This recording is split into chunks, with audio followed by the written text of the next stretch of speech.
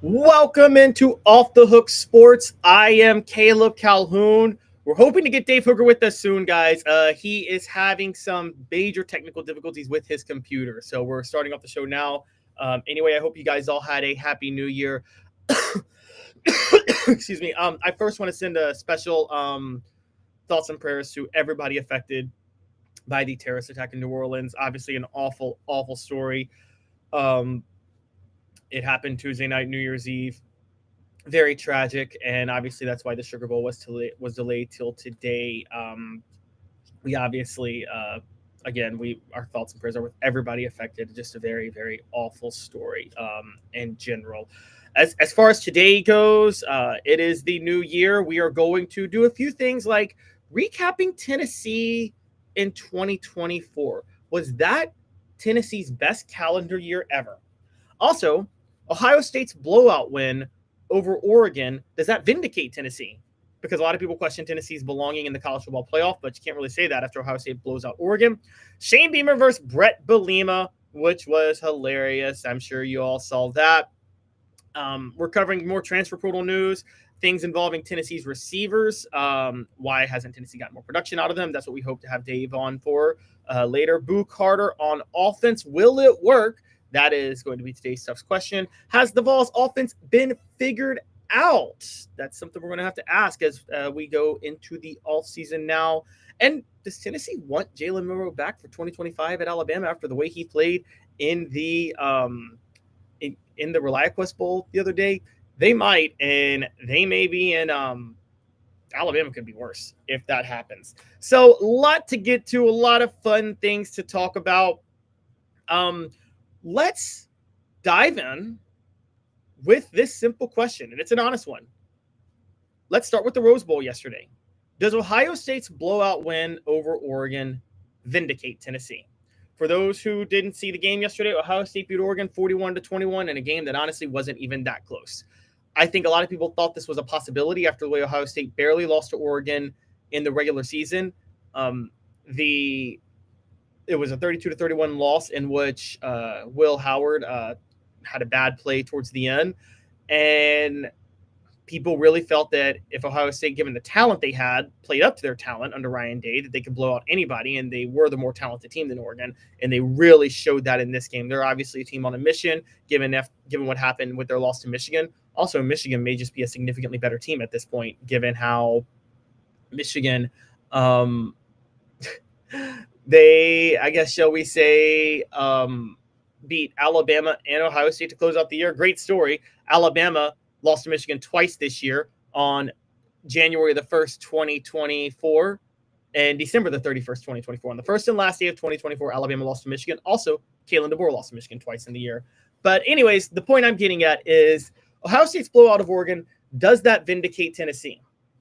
Well, in all honesty, I don't think Tennessee had to be vindicated. Because my point is, I didn't think this 12-team college football playoff was necessary to begin with. I told you guys from the start that the 12-team playoff was not going to help the smaller little guy teams the way everybody thought, like SMU and Boise State and teams like that. I said what it was going to do was help the bigger teams that have a lot of talent that now get more mulligans than they used to get with a chance to go win a national title because of the 12-team playoff. Ohio State is the team that benefits the most from that. I warned you guys that was going to happen, and people really thought this expanded playoff was going to be a check on teams like Ohio State. It's the exact opposite. It's an extra benefit for them. It gives them more mulligans in the regular season. So I don't think Tennessee had to be vindicated from the start, because I don't think anybody was going to question that Oregon was in the playoff, that Oregon belonged in the playoff, and they were 13-0 and got blown out. And there are teams all the time that get blown out in the playoff, whether or not it's a 14-team playoff or a 2-team playoff. So Tennessee didn't need to get vindicated from the start. But yes, to a certain degree, it still does vindicate them, because there were questions over whether or not they belonged. But the point of the matter is, every team in the lower end of the college football playoff rankings this year was deeply flawed, okay? And included in that was Tennessee. This is what we warned about with the playoff expanding to 12 teams. By the way, I got to send a really big shout out to the Rose Bowl. Josh Payne and I seem to be the only people who agree on this. Respect to the Rose Bowl for refusing to kowtow to college football corporate czars. Okay? In this era of an expanded playoff, of trying to devalue bowl games, of trying to do all this stuff that messes with tradition, the Rose Bowl says no. They refuse to move their bowl game off New Year's Day. This is the same bowl game company that back in the 90s refused to take part of the Bowl Coalition, refused to take part in the Bowl Alliance, left profits on the table because they were concerned about the future of college football, and they were very weary of college football becoming what it's become. So major shout out to the Rose Bowl, because as you guys saw, they refused to wait for Texas Arizona State to end before they went ahead and started their own game. That is awesome. I love that about the Rose Bowl. Dylan says they need to make the Rose Bowl the annual national championship. Dylan, see, the problem with that is the Rose Bowl would refuse to be in the national championship because they don't want to move past New Year's Day. I love them for that. I think they should just play the extra game at the Rose Bowl, though. I'll give you that. So major shout out to the Rose Bowl for that. But in general, was Tennessee vindicated by Ohio State? Maybe. But what I will say is that Tennessee being vindicated by Ohio State, I think that has more to do with Tennessee, more to do with the fact that we ignored the fact that the bottom teams of the college football playoff were all deeply flawed, and it was going to allow for national title caliber teams like Ohio State, who didn't do what they should have done in the regular season, to come around and have a chance to play for the national title. This was how the college football playoff was going to work out. The show represented by Banks & Jones, tscottjones.com. Banks & Jones, your trial attorney. Remember, play to win, banksandjones.com. In just a minute, we will talk a little bit more about this Rose Bowl game. Why Banks & Jones? Well, it's because they're Tennessee's trial attorney. You can play to win with Banks & Jones because they'll go to trial. You've heard of other lawyers. They say they'll go to trial and fight for you. They won't. They just want to settle. That's the easiest way out. Well, that's not Banks & Jones, led by T. Scott Jones. They won't settle. They'll go to trial for you. Tennessee's trial attorney. They play to win. Truly, Tennessee's trial attorney when it comes to criminal defense or personal injury. Why settle? It's Banks & Jones. T. Scott Jones. Welcome back to Off the Hook Sports. I wanted to bring up the show brought to you by Chattanooga Mortgage. Congratulations, your home search just got easier. Buying a home in Chattanooga has never been easier. Chatmortgage.com, chat with two T's, mortgage.com, chat with two T's, mortgage.com. So getting back to the point, talking a little bit about this Ohio State, Oregon game and the college football playoff. I think that, again, I don't think anybody ever, one of the ridiculous things people do just in general is use hindsight to say that, well, that proves this team shouldn't have been in or that proves this team should have been in. That's always a dumb way to look at things because you can only go based off the criteria that's in front of you, okay? Now, I have used that this year in the college football playoff to derail and trash the expanded playoff because of so many blowouts. But I don't think that means the wrong teams all got in. I think it means that there were too many teams getting in.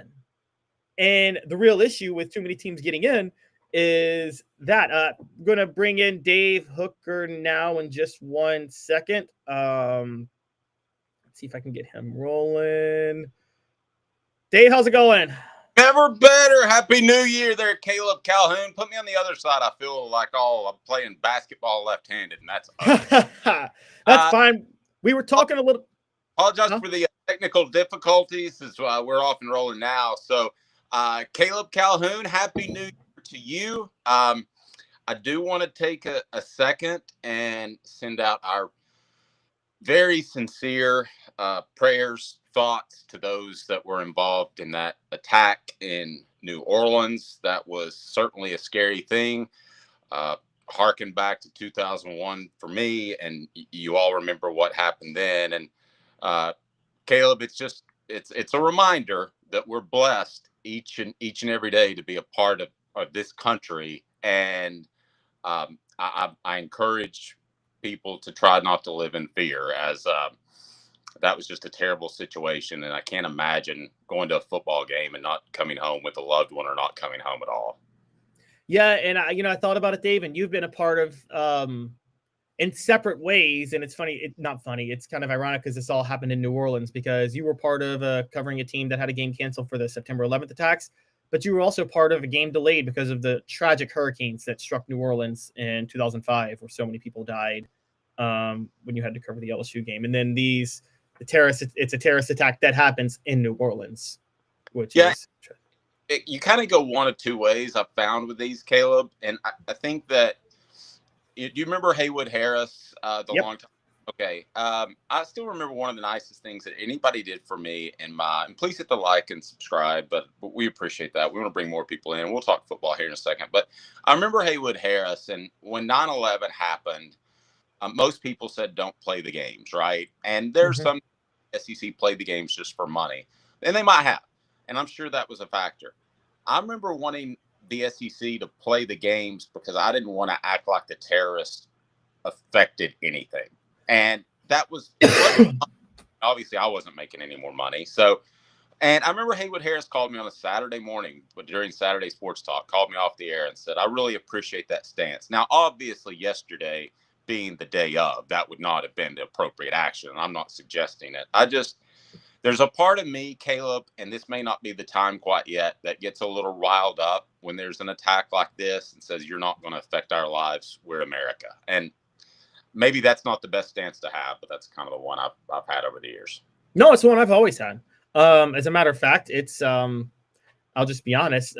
One of the disappointing things of 9/11 was there were a lot of Americans that lived their life in fear for the next 3 or 4 years during that time. And I felt I did not think that was a good way to react to it. So I've always been very much, yes, in the 40s after Pearl Harbor, they did cancel the season in 1943. That wasn't because they were canceling the season out of like mourning or anything like that. That's because there just weren't enough people to play a season because everybody was fighting in World War II. The whole country signed up to fight.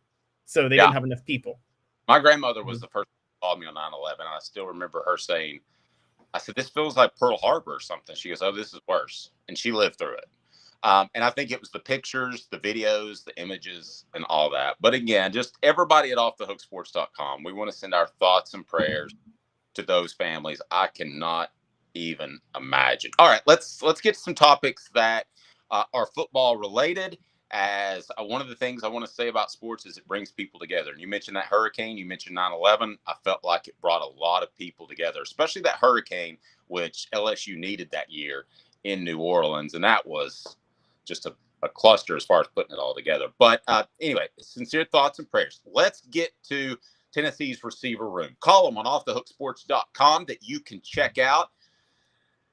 I'm seeing guys go off yesterday. Ryan Wingo, the Smith kid from Ohio State, who may be the greatest receiver to ever play the game if you listen to some Ohio State talk shows. Why was Mike Matthews not one of those guys?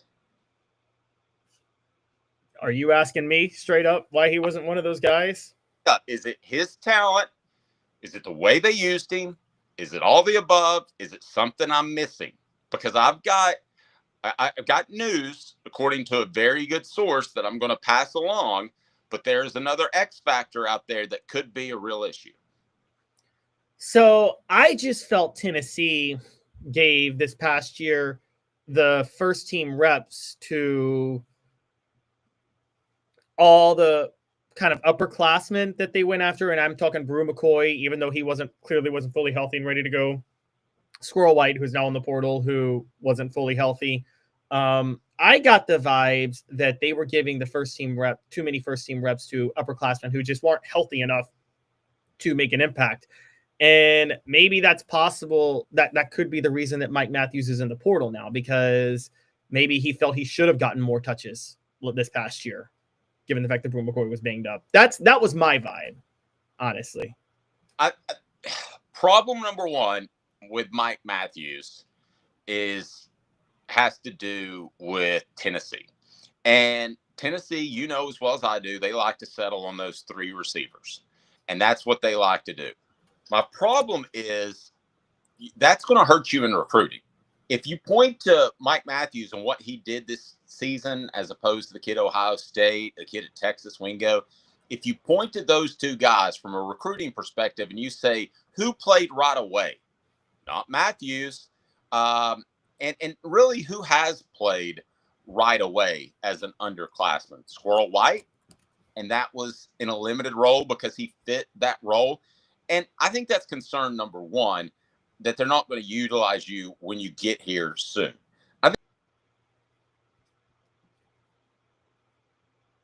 Uh-oh, Dave, you froze on us. Guys, you tell me, should I save this picture? Should I screenshot this picture of Dave? He froze on us right here. This is great. This is a great look right now. Let's stay with this. We're going to take our first break, and we'll come right back, guys. Sorry, we're still dealing with technical difficulties. Just give us a second. We'll be back in 2 minutes. Stick with us. Off the Hook Sports. I've been in business actually 19 years this year. I've been in the community since 1993. You're getting a lot of information. Unlike when you were working, they made the choice for you. Now you have to make the choice. Come to us and let us help you make it easy. Call Medicare Misty, MedicareMisty.com or 423-777-5577. Let us help them sleep at night. And we call her Medicare Misty. Now in its 45th year, the second and third generations continue Joe Neubert's commitment. His vision of what this business needed to be, we still try to live up to that. Joe Neubert Collision Center. Why Banks & Jones? Well, it's because they're Tennessee's trial attorney. You can play to win with Banks & Jones because they'll go to trial. You've heard of other lawyers. They say they'll go to trial and fight for you. They won't. They just want to settle. That's the easiest way out. Well, that's not Banks & Jones, led by T. Scott Jones. They won't settle. They'll go to trial for you. Tennessee's trial attorney. They play to win. Truly, Tennessee's trial attorney when it comes to criminal defense or personal injury. Why settle? It's Banks & Jones. T. Scott Jones. BanksandJones.com. Dave Hooker here for Dynasty Pools and Spas, your home for the best spas and everything you need to jump right in. Relaxing, therapeutic, absolutely. But what sets Dynasty Pools and Spas apart from others is that you get everything with any spa purchase. You get the cover lift, the steps, delivery, and chemicals. When Dynasty Pools and Spas delivers your spa from their Athens location within 125 miles, you'll get your own personal hydrotherapy spa. Mention me, Dave Hooker, or Off the Hook Sports, and get $500 off your top quality new spa. Dynasty Pools and Spas, just off the Athens exit. Drop in and receive a free gift from Off the Hook Sports, Dynasty Pools and Spas. Mention Off the Hook Sports for a drop-in prize and that $500 discount, Dynasty Pools and Spas. To check out some of the Dynasty Spa models and to buy spa chemicals, go to dynastypoolsandspas.com. Dynasty Pools and Spas.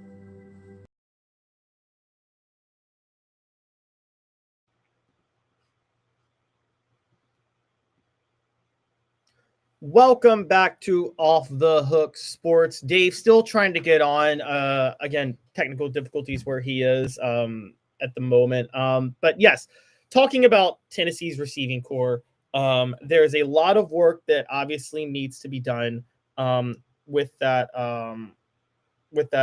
issue. So basically, Tennessee's receiving core, I would say we're going to save this for when Dave comes back, because he has some great insight, guys, that I want you guys to be a part of, because his insight's very impressive. The receiving core for Tennessee has, I think, just two guys in it now. I think things could change. We don't know. We're not sure how that's going to work out. However, at this moment, the production of the young receivers seems to be a big issue and a big question. So we're going to touch on that when it comes, and it could be reflective of Kelsey Pope. Dave has some interesting reports on Kelsey Pope that I want to save for you guys. He's going to hop on soon enough. But I want to get back, actually, when it's with us. I actually want to get back to the Rose Bowl talk real quick, because I do think that Ohio State's win over Oregon. We were talking about how it vindicated Tennessee in the Rose Bowl. And I think that there's a few ways to look at Ohio State in this regard. I think that Ohio State, I think they're on a mission. I do. I think they are one of the two most talented teams in the college football playoff right now. Look, even in this era of NIL and the transfer portal, Ohio State, Georgia, and Alabama are head and shoulders above the rest of the field in college football. Now, many of you will say that means Jalen Milroe should be fired because he couldn't even get into the playoff and they went 9-4. We're going to talk about this later. Jalen Milroe is an absolute abysmal fit for Alabama's offense. And Jalen Milroe was in his first year. He's got to address some things there. I don't know. He's not in good news if Jalen Milroe comes back. But Ohio State themselves, I think, is again, they are just loaded with talent. And if they actually have their heads screwed on right, they can dominate. So what I think happened with Ohio State, they lost at Oregon in the regular season, nothing to be ashamed of. It was at Oregon. It was a close game. They lost 32-31. The loss at Michigan at the end of the year, Ohio State was in the playoff. They pretty much knew they had already secured a home game in the playoff. So in all honesty, I don't think they took that. I know it's Michigan. I know it's a rivalry, but I think there's a very good chance Michigan took that game a lot more seriously than Ohio State.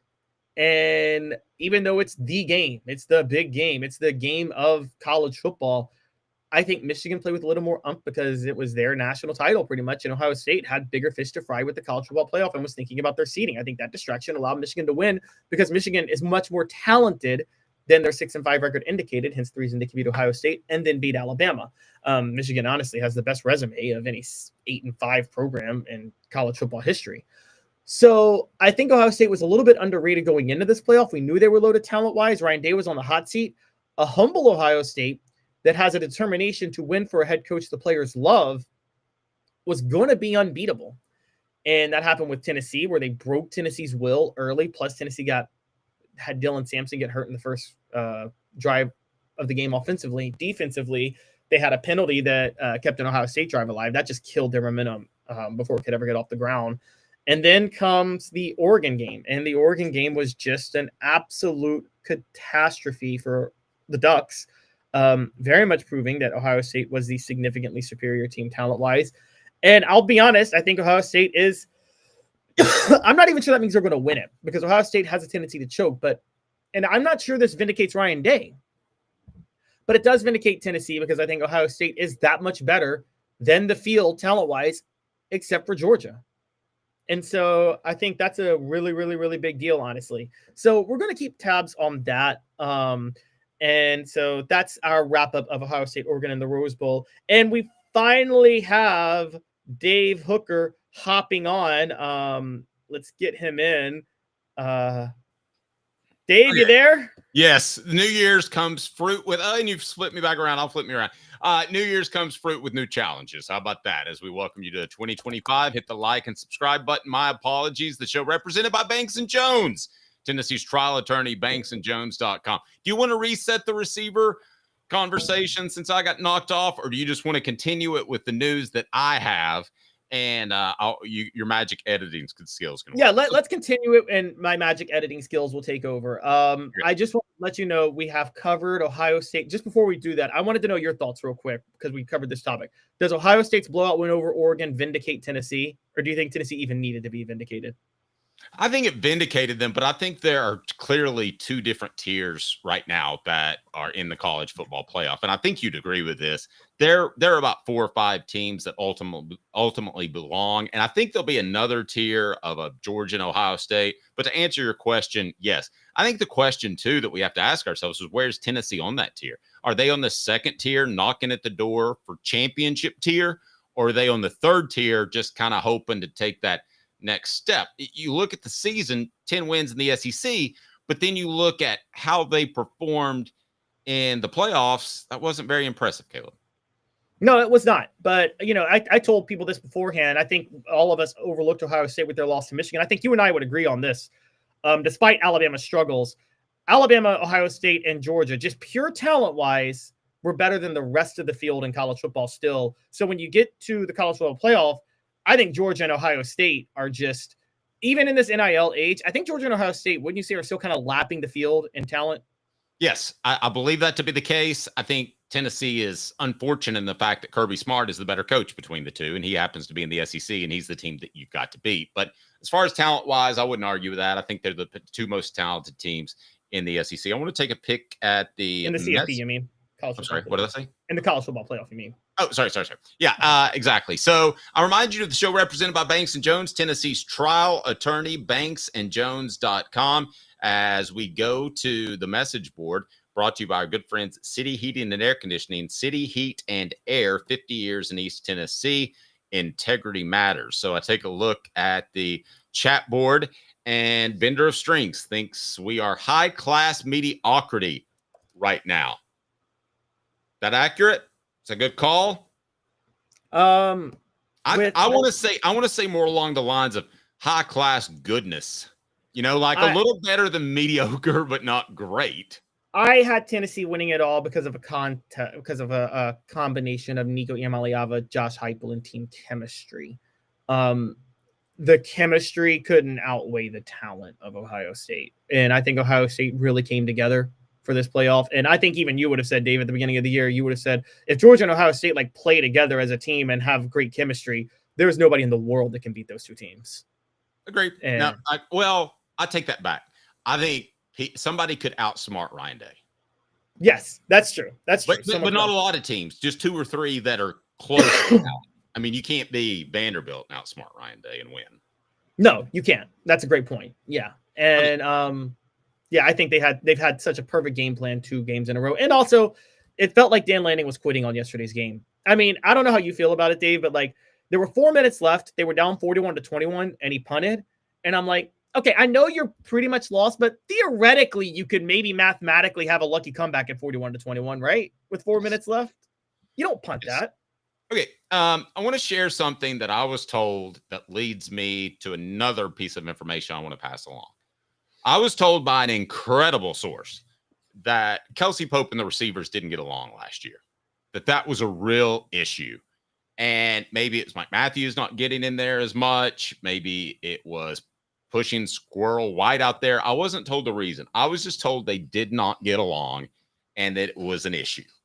Now, I also was driving down the road during this break, and I heard former ball Jason Swain. And he said it's obvious that Tennessee is going to have to make some changes to the big boys. Now, he didn't say coaching. He didn't mention Kelsey Pope, but it's worth mentioning he's a receiver, right? Yes, and I think that he is tied in. And when he said that, it made me think that somebody on the staff is not getting it done. This has been about a week ago. I was since told this morning that Kelsey Pope and those receivers did not get along. Now, let's look at Kelsey Pope for a second, because I want to be real fair to him. He coached a Biletnikoff winner. There's not a lot of people that can say that. So that's pretty impressive.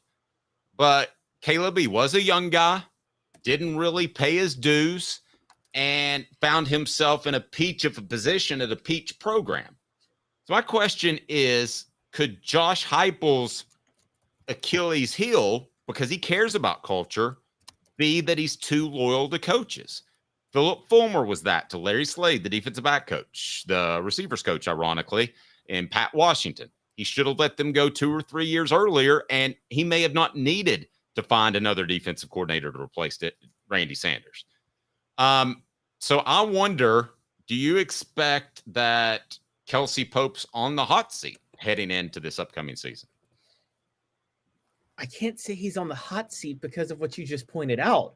I mean, he turned Cedric Tillman into a 1,000-yard receiver, and then he had, as an analyst at the time, then he had Jalen Heiker win the Biletnikoff, and when Cedric Tillman went down, he turned Brew McCoy into a star. I'll tell you what the issue is, I think, Dave, and it reminds me of kind of Rick Barnes in basketball. And this is weird because Kelsey Pope is such a young guy. But do you think his coaching style is such that maybe he's a better fit for more kind of humble work ethic guys willing to accept a role, who are willing to improve their game, than diva types? Because Brew McCoy, it seems like, bought into Kelsey Pope too. And now I don't know. But who has Tennessee had that's been a diva type? That's what I mean. Were Mike Matthews and Squirrel White do they have certain immature personality traits that they attributed to Kelsey Pope? Because I can't look at Cedric Tillman, I can't look at Jalen Hyatt, and I can't look at Brew McCoy or Ramel Keaton. All of whom seem to, at least on the field, fully buy in. And they were all older, more veteran. So should Tennessee's philosophy be to go target veteran receivers in the transfer portal more than recruiting them? I'll tell you what, let's see if my production board works. Say wham. Could you hear that? I heard that. Oh, thank goodness. All right. What a holidays it's been. He's Caleb Calhoun. I'm Dave Hooker. The show represented by Banks & Jones, Tennessee's trial attorney, banksandjones.com. We have a major announcement of a brand new sponsor we're excited to work with here momentarily, and that'll be in the coming days, and it's going to be awesome. Title sponsor for our new studio. Super excited. Great people that we want to work with, too. And that's the thing about us at Off the Hook Sports. Certainly you can join Hooker's Corner, and that's $9.98 a month. And we would encourage you to do that. And we can put that link in the chat, and you can be eligible for the John Henderson helmet that we're giving away tomorrow. But I also want to remind you just to support our sponsors. We vet our sponsors. They are high integrity sponsors, and we would like to think of ourselves as the same. So the show represented by Banks & Jones, Tennessee's trial attorney, banksandjones.com. I'm sorry, confusion. Did you want to go to the full 2-minute break or just go to Banks & Jones? Let's go to the deuce. How about that? Give them the deuce. All right.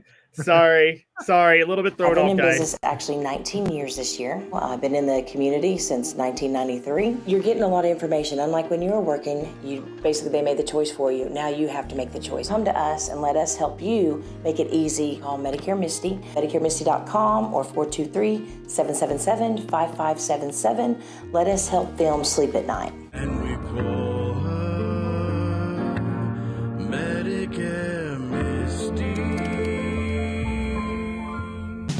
Now in its 45th year, the second and third generations continue Joe Neubert's commitment. His vision of what this business needed to be, we still try to live up to that. Joe Neubert Collision Center. Why Banks & Jones? Well, it's because they're Tennessee's trial attorney. You can play to win with Banks & Jones because they'll go to trial. You've heard of other lawyers. They say they'll go to trial and fight for you. They won't. They just want to settle. That's the easiest way out. Well, that's not Banks & Jones, led by T. Scott Jones. They won't settle. They'll go to trial for you. Tennessee's trial attorney. They play to win. Truly, Tennessee's trial attorney when it comes to criminal defense or personal injury. Why settle? It's Banks & Jones. T. Scott Jones. banksandjones.com. Dave Hooker here for Dynasty Pools and Spas. Your home for the best spas and everything you need to jump right in. Relaxing? Therapeutic? Absolutely. But what sets Dynasty Pools and Spas apart from others is that you get everything with any spa purchase. You get the cover lift, the steps, delivery, and chemicals. When Dynasty Pools and Spas delivers your spa from their Athens location within 125 miles, you'll get your own personal hydrotherapy spa. Mention me, Dave Hooker, or Off the Hook Sports, and get $500 off your top quality new spa. Dynasty Pools and Spas, just off the Athens exit. Drop in and receive a free gift from Off the Hook Sports, Dynasty Pools and Spas. Mention Off the Hook Sports for a drop-in prize and that $500 discount, Dynasty Pools and Spas. To check out some of the Dynasty Spa models and to buy spa chemicals, go to dynastypoolsandspas.com. Dynasty Pools and Spas.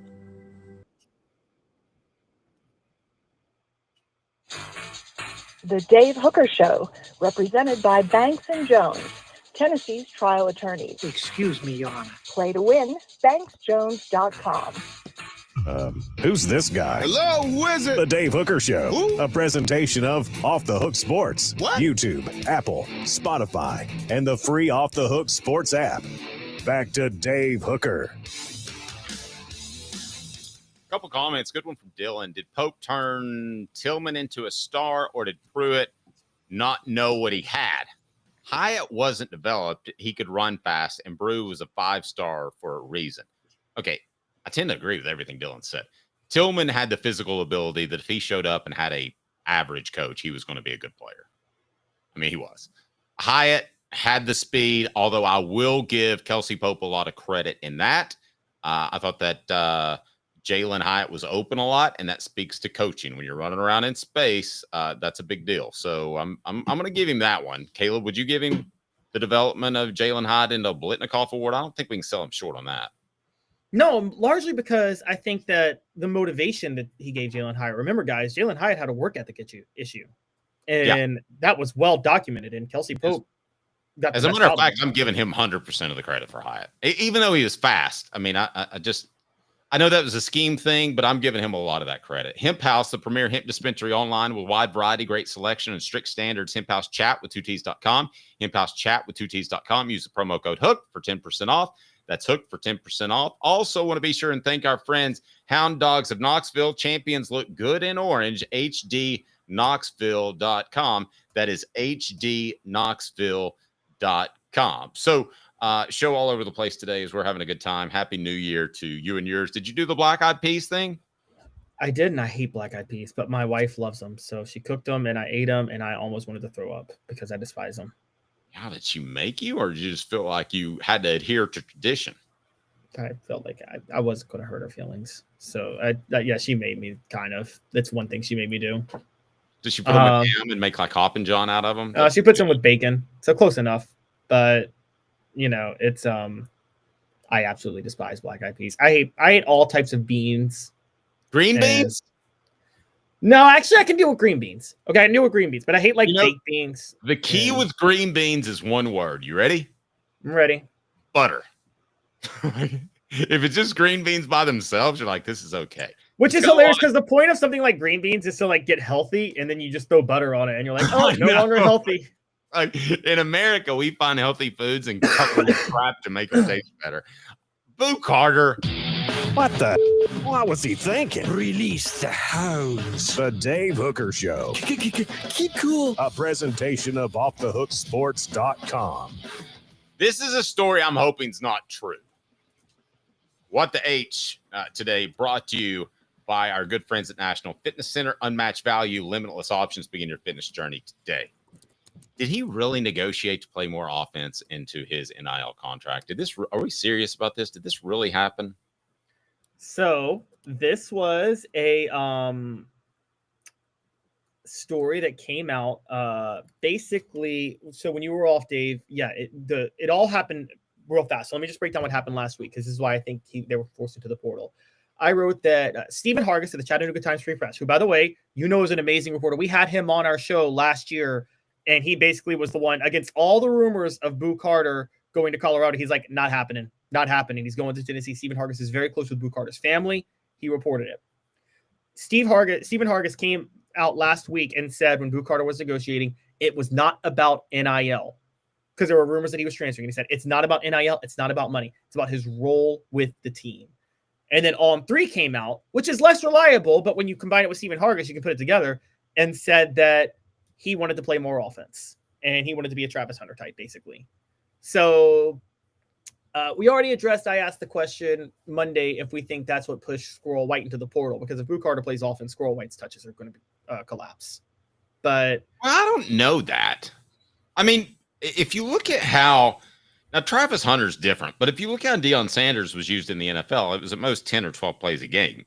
So that wouldn't knock any Tennessee receiver out of the running at all. But I think you could play Boo Carter for 10 or 12 plays a game, and it wouldn't affect Squirrel White that much. Squirrel White is the really befuddling one. The shoulder, and then his stance on transferring is now. I mean, is he definitely out the door, or where's he? Yeah, it sounds like he's definitely out the door. There's debates about Mike Matthews, but I'd be shocked if he comes back. I don't think it's wait. Your pronoun usage. You'd be shocked if White comes back, not shocked if Matthews comes back. Yes, I'd be shocked if Matthews comes back, but White. I'm sorry. I'd be shocked if White comes back, but Matthews, they say, could come back. But I'm not so sure Matthews will either. The point I'm getting at with this is, I don't think it's 10 or 12 touches for Boo Carter. I think it's a regular every down back at receiver. Okay, and an every down back at defensive back. Okay, that's where I thought you might go to. If they go to there and he's negotiating that, you need to tell him 2 bats on hit bricks. You cannot, in the middle of an NIL contract, negotiate playing time, playing position, any of that stuff. If you want to negotiate money is not stupid. If you want to negotiate money, if you want to negotiate stupid stuff like, I don't know, your parents get 4 parking passes instead of 2, or you wear number 6 instead of number 93, I'm fine with all that. But when it comes to affecting the football field, I got a real problem with that. And Caleb, your take, brought to you by Work Trucks, all about trucks. Trucks are actually available. Trucks that help you maximize your profits by having the right work vehicle available now. Time is money. The perfect work truck doesn't break down, has all the space to carry what you need. That's what Work Trucks is until an offering, while other dealerships just can't do it. Contracting is about time. Time with less back and forth trips. Get that man a throat lozenge. And trucks that pass the highest standards to be put to work. The process quick and easy when choosing a vehicle for work trucks, cargo vans, utility body trucks with an app how to work bodies installed. They've got it all. No dealership runaround. If you're a contractor, you need to know Work Trucks, and that's a fact. Service industry, remember Work Trucks. Work Trucks carries the trucks that your business has to have. You need them. WorkTrucksLLC.com. WorkTrucksLLC.com. Proud supporters of the Tennessee Vols. So this would be basically like me calling Work Trucks and say, I have my little Audi S5, and I would like it to be utilized as a tow truck. I mean, that's what Boo Carter's doing. He's demanding how he gets used. I've seen business is business. If you want to use leverage of potentially going into the transfer portal, heading into the college football playoff, that's not what I would do. I would not encourage my son to do that, but I understand the leverage. Leverage, but that's for more money potentially. But the leverage to play a different position absolutely turns my stomach. Not to play a different position, to play both positions. Right. But, even if a guy came and said, like I look at Rashad Baker, Rashad Baker was called the most fluid receiver that Philip Fulmer had ever seen by him. And then he came out the next day and got moved to defensive back. He struggled at LSU, if you remember, and that was the Hurricane game, wasn't it? No. That was back in 2000. Okay, and Rohan David just absolutely gave him hell. Yes. Okay. So, what if Rashad Baker had gone back to them and said, I hate playing safety. In my NIL contract, I want to go back to receiver, and I'm not playing safety anymore. But you had him plan to be your safety for the next 3 years. Okay, now, let me ask you this. How do you not have him hit bricks? How about this? You covered Jason Allen. And in 2004, they moved him to free safety because they were short there. And Jason Allen said, I am only coming back for my senior season if you put me at cornerback. Did you have a problem with that? I had a big problem with that. I had a problem with Jason Allen's attitude for much of that season. What did he play in the pros? I think did they move him to safety in the pros? Or he didn't play corner. He didn't. He had the physical ability to be a really good safety. I don't know that he ever had the physical ability to be an elite corner. Who are some other guys who've made demands? It didn't work out. I don't know that the Leak family made a demand, but they certainly pulled Chris when CJ lost his job in Georgia. That's not a demand, but that's kind of a retroactive demand. Does this stuff ever okay, work? But what about this? What about at the NFL level when Albert Haynes was signed with Washington and he had a demand that he play in a 4-3 and he was upset that he was lied to, that they switched to a 3-4 where he was going to be more of a nose tackle? I had a real problem with that, and I talked to Albert about that. Did you know he showed up to, what was the head coach's name? Oh, Shanahan. Yeah, Shanahan?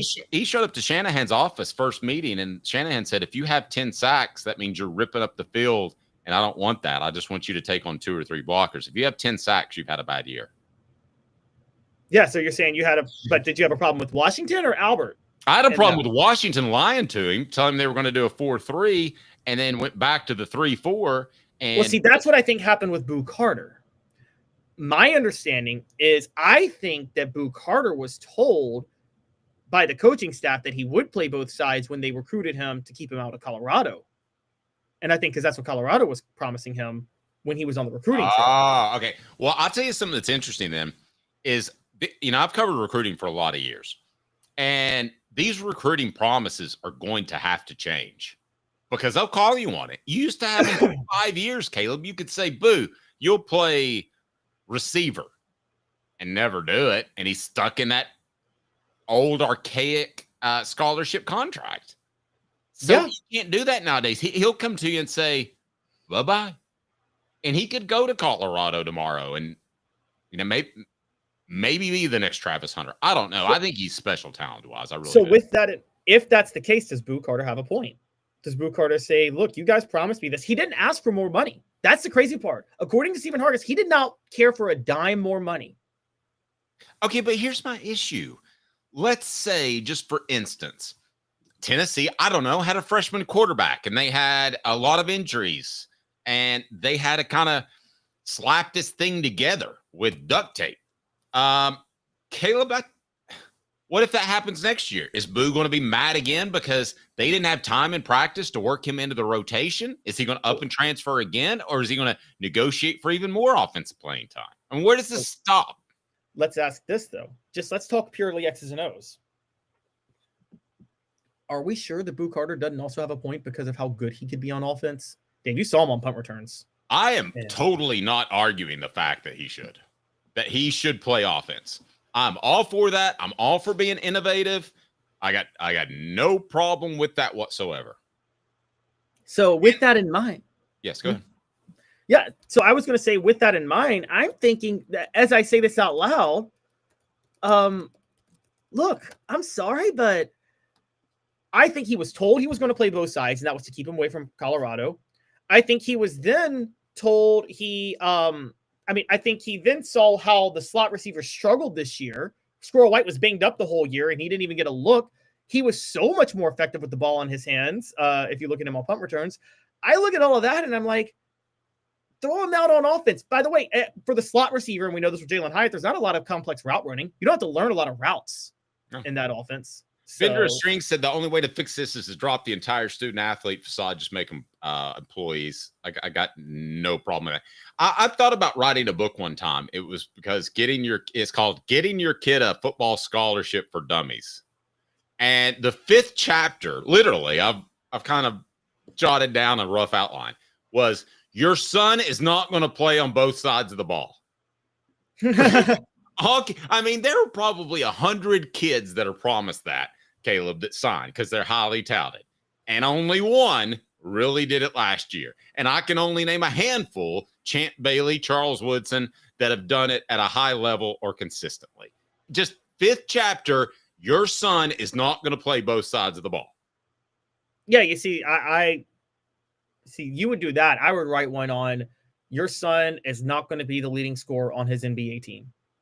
Because I think there's a lot of NBA team. Well, because I think there's a lot of NBA players who flame out because they can't accept the fact that they're asked to be role players when their whole life they were the best player on their team wherever they went. And well, agree, but I was going to talk about football specifically. I know. I mean, it is just the other one. The 6th chapter was going to be your son is not going to be a 2-sport athlete. They might tell him he can run track. They might tell him he can be like Julius Peppers and play basketball, but the chances are he will not. But with the special, listen, I hate specialization, and you'll have to make these decisions as young Quincy, who's like 6 months old now, going on 7 this week. That's awesome. All right, so young Quincy, 7 months old. You'll have to make this decision. Let's say he's really good at one sport and not as good at the other. Well, the question is, do you specialize in one, or do you create an all-around good athlete with good competitive spirit playing different sports? You'll have to make that decision, but I don't think there's a decision to be made by college. You should definitely be specializing by then. Yeah, no, I agree. If you're going to be an athlete, you should be specializing, and the good coaches will tell you that too, that of like, this is where you need to put your focus. I think that, that's kind of the issue with, look, we can talk about this. It's funny because he's at Colorado. Deion Sanders just ruined it for everybody, didn't he? Because he was a 2-sport athlete who also played both sides of the ball in football. So just everybody wanted to do that. But I got to be honest, with somebody like Boo Carter, given what we just talked about with the receiving core, Dave, I can't look at Boo Carter and say, God, he would be so good on offense. Because you know what really hurt Tennessee this year? The bubble screens didn't work the way they were supposed to. I bet they would have worked if Boo Carter called him. Oh, that's a good point. Instead of a Brew McCoy who didn't have the explosiveness because of the ankle injury, I believe. And if you look at Tennessee's receiving core last year, just Offensive tackle has to be the number one problem, right? Oh, definitely. Where do receivers rank? Okay, so offensive tackles were the number one problem. I think second. Second? Yeah, second. Did you ever thought we would have said that with, Dante Thornton and all the guys that they've got? And they had their moments, but it just wasn't what I don't think anybody expected. Expected a lot more out of that. Hey, listen, I'm all for Boo Carter. Go ahead and can we make that our poll question right now? Boo Carter demands to play more deep or offense. Do you agree or disagree? Can we do that? How about this? What are your thoughts on Boo Carter's demands to play more offense? Yes, Tennessee needs him. And then no, go kick rocks. How's that sound? I like to kick rocks. All right. Today's tough question is right now, and it is brought to you by our fantastic friends that you have to check out. Chattanooga Mortgage. Congratulations. Your home search just got easier. Buying a home in Chattanooga has never been easier. Chatmortgage.com. Chatmortgage.com. Today's tough question is right now. I think so if I can find it. Man, what a holiday. All right, here we go. Today's tough question. Take a side. Take a stand. The Dave Hooker Show, a presentation of offthehooksports.com. All right. Let's get to this day in Tennessee. Oh, no. Today's tough question is brought to you by our friend at Chattanooga Mortgage. They can help your credit rating. Go to Chat Mortgage, chat with 2T's mortgage.com. Has the Vols offense been figured out? Can we share this tweet, this video that is troubling? And I thought that you would start to see this as time went on. Now that Tennessee has wrapped up year 4 under Josh Heupel, I think Tennessee's offense has been to some extent figured out. So we're going to share this video. And if you're a scheme guy, you're going to watch this and you're going to say, uh-oh. Because this not only tells you that Ohio State had a good plan to beat Tennessee, it also tells you they were so sure that Tennessee was predictable that they sold out completely on defense. So, Caleb, can you pull up that clip? Yeah, and I'm going to say, I wrote this, and I want to give the quick story real quick. Dave, have you ever been in a moment where, like, some thoughts came into your head and you're like, I got to write this right now? And actually, every morning. Usually the first thing I write pops in my head in the morning. So I was scrolling Twitter, and I want to give the shout out to the account because it won't show once I make the screen full screen. But at Jordan Moore 21 showed when Tennessee was down 21-10, the first drive out of halftime on the second play of the drive, Tennessee had a wide receiver. It looked like Brew McCoy wide open deep down the sideline, but Nico's read progression couldn't get him there. Now, there was talk about him missing the guy, and Vol Twitter was split over did he miss the guy or was that too tough of a read to make because of Tennessee's offensive scheme? I take the latter, but I think if you look at it, Ohio State willingly let that receiver get open downfield because they knew which side of the field Nico was looking. So let me share this screen, and I'm going to give you guys, and I'll let you guys give your thoughts. So making it full screen. So Brew McCoy is at the bottom of the screen. Okay, that's the receiver who's going to be wide open. So watch what happens with where Ohio State rolls at safeties. I can tell the top corner's already on a roll. Yeah. You see, well, that wasn't as bad as I thought. I mean, can you replay that again? Right here. Okay. I don't have as much of a problem with that. That to me is a cover 3 look. The corner's playing press. He's supposed to let him by a little bit on the. But look, 1, 2 on this. He's covering the crossing route over the middle. Okay, the corner. Then you have 1, 2, 3, 4. 4 guys just right here to take away the deep look here. I'll give you 5. I'll give you 5. I'll give you that middle backer. Yeah, that's true. Yeah, 5. Okay. You have 1 to worry about it on this side. Truth be told, I think Ohio State knew Nico was looking to his right the whole way. Well, here's what you have to remember, that's what this offense is predicated on. I mean, Caleb, I understand that could be troublesome for a lot of people watching that because you don't want to just play the game left-handed or right-handed, but that doesn't incredibly surprise me. But is that part of Heupel's offense is, yes, quarterbacks only have to look at half the field, but it's also a problem if defenses can figure out which half the field the quarterback's looking at, right? And by the way, Ohio State has more flexibility because you and I both know they got fast enough corners and safeties to be able to adjust and figure this out. So the question becomes, when Tennessee plays teams with elite safeties, does this whole reading half the field, does it severely limit where Tennessee can go offensively against good teams? Well, to some extent, Caleb, but okay, I could have said Nebraska's offense under Tom Osborne and the triple option limited Tennessee or limited Nebraska when they got behind in games. I could have said that Steve Spurrier had a weakness in that I thought was too aggressive throwing the football. I thought Nick Saban, before he opened up his offense a little bit, was too conservative in the second half, and that almost cost him games. So while, yes, this may be a problem, it doesn't mean it's not something that Josh Heupel can address and fix. I think that's the next level. I think clearly, from what I heard, there are some issues with some coaches. Now, does that mean Josh Heupel makes major philosophical changes and they adapt? Or does that mean that he makes some changes in his coaching staff? I think either is possible, but I don't look at that and think it's a complete damning aspect of the offense. I just think he needs to open things up. And when you self-scout, you should do that over the year. But let's remember this too. You probably simplified things for Nico a little bit in his first year, right? Yes. Yes, you probably did. But let's take this another level. What happened this year in college football?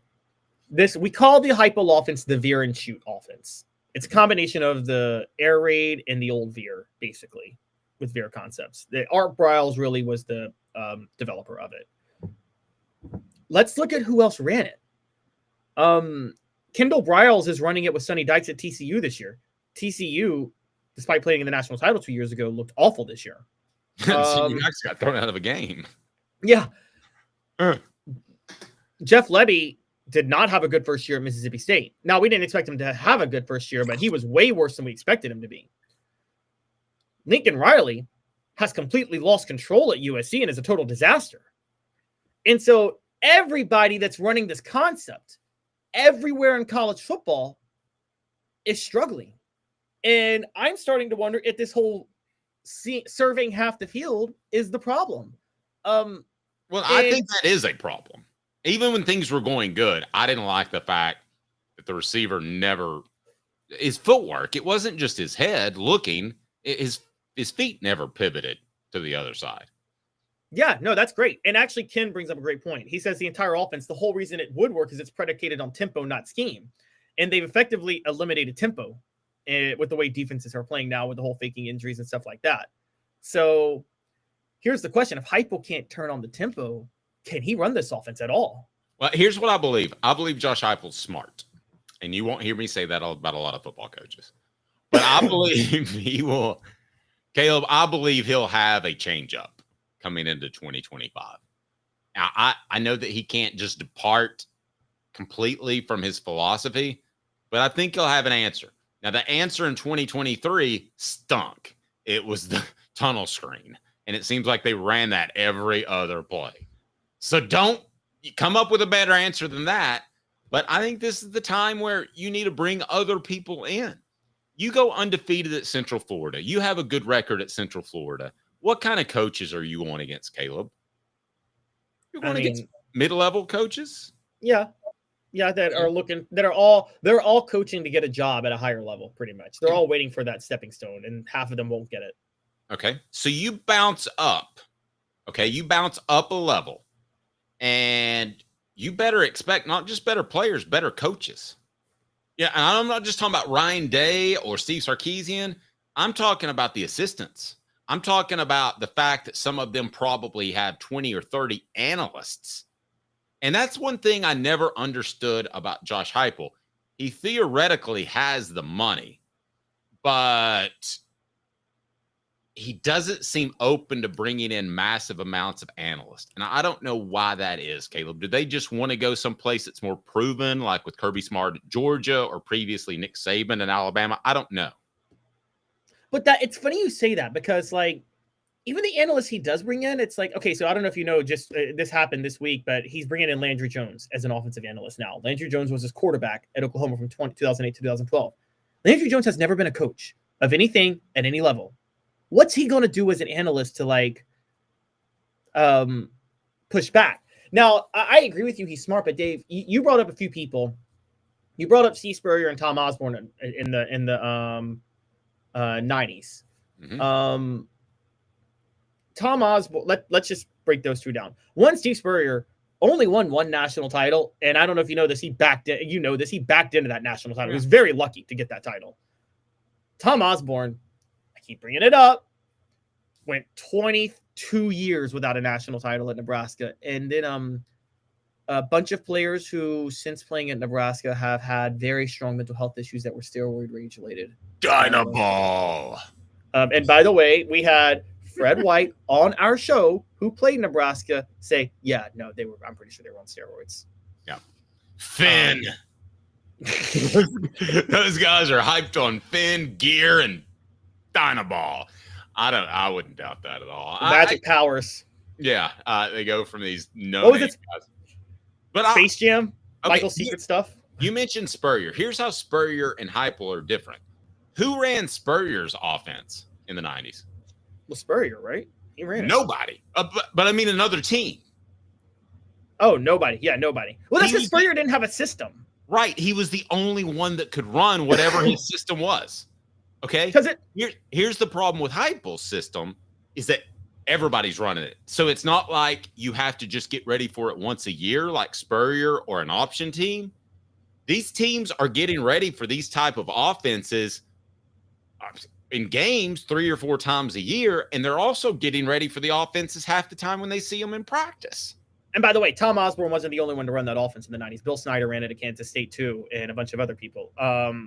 But well, you're right. I was talking about specifically Spurrier's offense and how it wasn't widespread, so I didn't think you had a lot of people trying to crack the code on it. No, because it wasn't a system offense. It was I'm just going to game plan on Saturday, and I'll just call the right play to play. I would say Spurrier was, you know what he was, Dave? He was your typical Madden player. He treated coaching football like playing Madden, didn't he? Absolutely did. He absolutely did. Hit the like and subscribe button. We greatly appreciate it when you do that so we can bring more people into the program. We might get Hargis on. You want to get Hargis on? Would love to do it. Yeah, we'll do that. Double D Fire Protection Contractors, Double D Piping Fire Protection Contractors, providing around-the-clock service, protecting their customers' lives and properties at all times. DoubleDPiping.com, DoubleDPiping.com.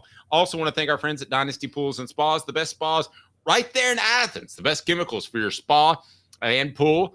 They're right there in Athens. Stop by. All you have to do is mention Off the Hook Sports or me, Dave, and you get a free Off the Hook Sports prize. You can choose between the T-shirt or a book, and you don't have to do anything but just stop by and say, hello, Dave Hooker sent me. And if no purchase necessary, but if you decide to purchase something, they'll knock $500. That's our OTH special. So let's go ahead and get to this day in Tennessee sports history. What do you got, Caleb Calhoun? This day in Tennessee sports history, it is the 86-year anniversary of Tennessee's first ever bowl win. Is that right? Yes, in 1939, they beat Oklahoma 17-0 in the Orange Bowl to cap off a perfect 1938 season in which they went 11-0, won their first ever SEC championship, finished and won their first ever national championship. They shared it with a bunch of other teams. But yes, they did win the national championship that year. They were captained by Bowden Wyatt. Robert Nealon was leading the program. This was if you talk about the golden age of Tennessee football, Dave, this was it. From 38 to 40, Tennessee won the SEC every year. They did not lose. They won every regular season game from 38 to 40. And in that time, by the way, bowl games were nothing but exhibitions. So is there any part of you, and we like the college football playoff, but was there any part of you that was disappointed that if you lose in the college football playoff, the season's over so quickly? Doesn't it feel like we should still be talking about football like a bowl game or something? Yes. Yes, it felt weird. And it's like I was interviewing Cooper, and I was just like, this is strange. I mean, I kept wanting to ask him about, what do you think about that bowl trip? They're not taking one. I don't know. There's a part of me that doesn't like the college football playoff, but sue me for being a traditionalist. Dave, by the way, what do you think of yesterday? Can you give me some credit, or can you give them some credit? You probably hate them for this. I love the Rose Bowl's middle finger to the college football corporate czars.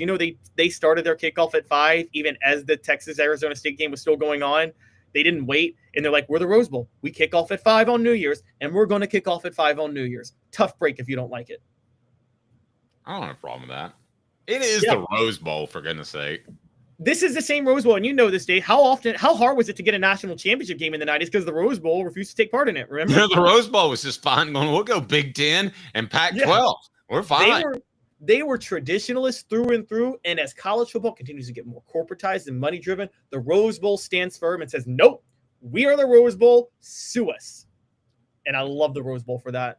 Look at my God. The Hemp House, the premier hemp dispensary online. You've got to check them out with a wide variety, great selection of strict standards. Hemp House chat with 2Ts.com. Hemp House chat with 2Ts.com. Also want to thank our friends Hound Dogs of Knoxville. Their baseball selection is out, and basketball. Champions look good in orange right there on Kingston Pike. HDKnoxville.com. HDKnoxville.com. Coming up on the program, I'm excited about this next topic because you have Shane Beamer and Bret Bielema going at each other. The show represented by Banks & Jones, Tennessee's trial attorney, banksandjones.com. Sports Treasures in North Knoxville is one of the South's largest sports cards and memorabilia dealers, featuring over 10 million sports cards from vintage to modern. Sports Treasures carries a full line of hobby boxes, singles, autographed memorabilia, Tennessee Vol collectibles, fan cave decorations, and so much more. See a museum full of collectibles at Sports Treasures, 4819 North Broadway in Fountain City, and Sports Treasures on Facebook. Sports Treasures, where the real sports fan goes to shop. Community banking is about location and much more. It's about family. We reside in your community. We are a part of your community. At Commercial Bank, our commitment extends beyond the walls of our branches. It's displayed each day in the opportunities we provide, the money we give back, and the time we commit, all to help improve the lives of the people, families, and businesses that make our communities great. Commercial Bank. Life made better. Double D Piping provides full-service fire protection on any scale. From residential homes to government facilities, we can assist any customer through design, fabrication, installation, inspection, and demonstration of fire suppression systems. With 30 years of service across 5 states and a full staff with over 40 years experience, our quality can't be beaten. Don't get caught watching what you could have prevented. Call Double D Piping, the absolute best in fire prevention. With our brand new location on Emory Road, Eye Care Optical is bringing East Tennessee's best eye care to your neighborhood. Doctors Johnston and Combs offer unmatched expertise and care without a trip to Knoxville. Eye Care Optical, now in Powell. Are you ready to get strong? At NFC, we offer top-notch weight training and functional fitness, so you can build strength and improve your performance. Join today at NFC1.com or stop by any one of our 7 East Tennessee locations. When the lights turn on and the game begins, you need a team that gets the job done. It's Ford commercial truck season at Varner Ford in Clinton, where our strong lineup is built for power and performance. Step up your game in this new 24 F-150 4x4 Super Crew, $46,997. At 250 cargo van, $50,950. 24 Ford Maverick XLT Hybrid, $28,929. Local you trust, performance you can afford. Varner Ford, built for the game.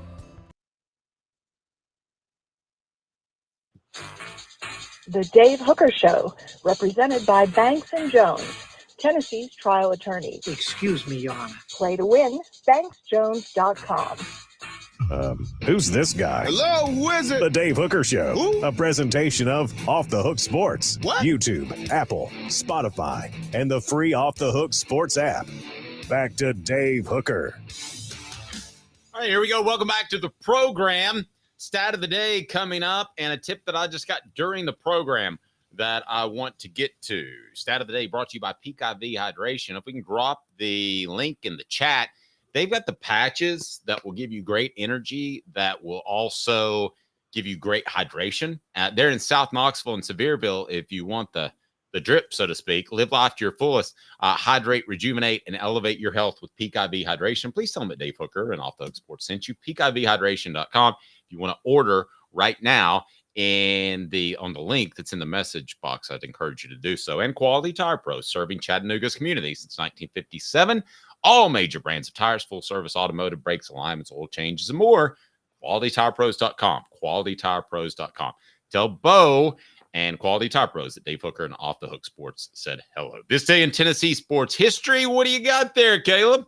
No, stat of the day. Stat of the day is what do you got there, Caleb? By the way, I do not think, I just want to go on record because I think I may have mentioned the run and shoot. You probably don't remember the run and shoot. That was the late 90s. That was Lavelle Edwards in BYU, wasn't it? Okay, but it was prominent in the NFL in the late 90s. Dewey Warren, did you know he actually developed the West Coast offense? Really? Yes. And I had Lavelle Edwards on one time, and I asked him because I thought it wasn't true, and he said that's absolutely true. Dewey Warren, former Tennessee quarterback, developed the West Coast offense that Bill Walsh later. That is so funny. Well, it's funny because we were just talking about the Spurrier. Everybody said the fun and gun. I've always insisted the fun and gun was not a system. It was just him calling plays. It was him. It was me saying, calling my buddies when I was 18 and going in the backyard and saying, have my hand up, say, Chris, you do a slant. Jeremy, you do a dig route. That's pretty much how it broke down. And I was always the quarterback, not because I was a great thrower. I was pretty good, but I was very slow. So yeah, and all Spurrier saw was, these guys, they run a standard 4-3 or base 4-4 with not enough cornerbacks out there, and I can get an extra wide receiver, and he's way faster than anybody they have, and I'm just going to throw it to him. And so, I guess I would say this: I think there's an answer. There was an answer to the run and shoot, and that was bring on an extra defensive back, and that seems common sense now, but at the time it was really weird for NFL coaches to do that who are so steeped in tradition. So I think there was a way to just intrinsically stop the run and shoot. I don't think there's a way just to all out stop this offense, especially if Josh Heupel can make some adjustments where it's not one side of the field. Stat of the day is Caleb's got the number of times that Nico Iamaleava actually looked to the opposite side of the field. I do not have that stat of the day. Yeah, hell of a stat, wasn't it? Yeah, no. So my stat of the day, and guys, I apologize for the coughing. I've been dealing with an upper respiratory infection. No, we've both been dealing with a lot, Caleb. You're okay. So it is now January the 2nd, which means this academic school year marks the first time in history. Yes. In history that both the Tennessee men's and women's basketball programs entered the new year undefeated on their seasons. I saw that stat was going to be out there. I was going to wonder if it would hold true. That's pretty impressive. That's really impressive, isn't it? Very. It is incredible. Now, the men's basketball team has gotten a little lucky. They scheduled, and it's kind of what you talk about all the time, Dave, in football. If you schedule tough and teams end up being like mediocre, Rick Barnes scheduled really tough out of conference. He just those teams all just happen to be down this year. Funny enough, but this team's still really, really good. The Lady Vols have genuinely shocked some people with how they played. Nope. Completely agree. It's time for Bank on It, and it's brought to you by Commercial Bank. Caleb sold me on this one, but I'm going to put the pressure on him. Bank on It, brought to you by Commercial Bank. Caleb says 2024 is Tennessee's best athletic season ever. What? So are you really on that one? Are you on that train? I'm asking the question. Is 2024 Tennessee's best athletic season ever? And by the way, not season. That's an academic school year, 2024-2025. No, it's 2024 Tennessee athletics best calendar year ever. Okay, so you're including a national championship by the baseball team. You're including an elite 8 run by the basketball team. And let's face it, these are the sports that matter. Now, there are 2 revenue sports at Tennessee. That is basketball, and that is they matter the most. Caleb, the basketball team made the Elite 8.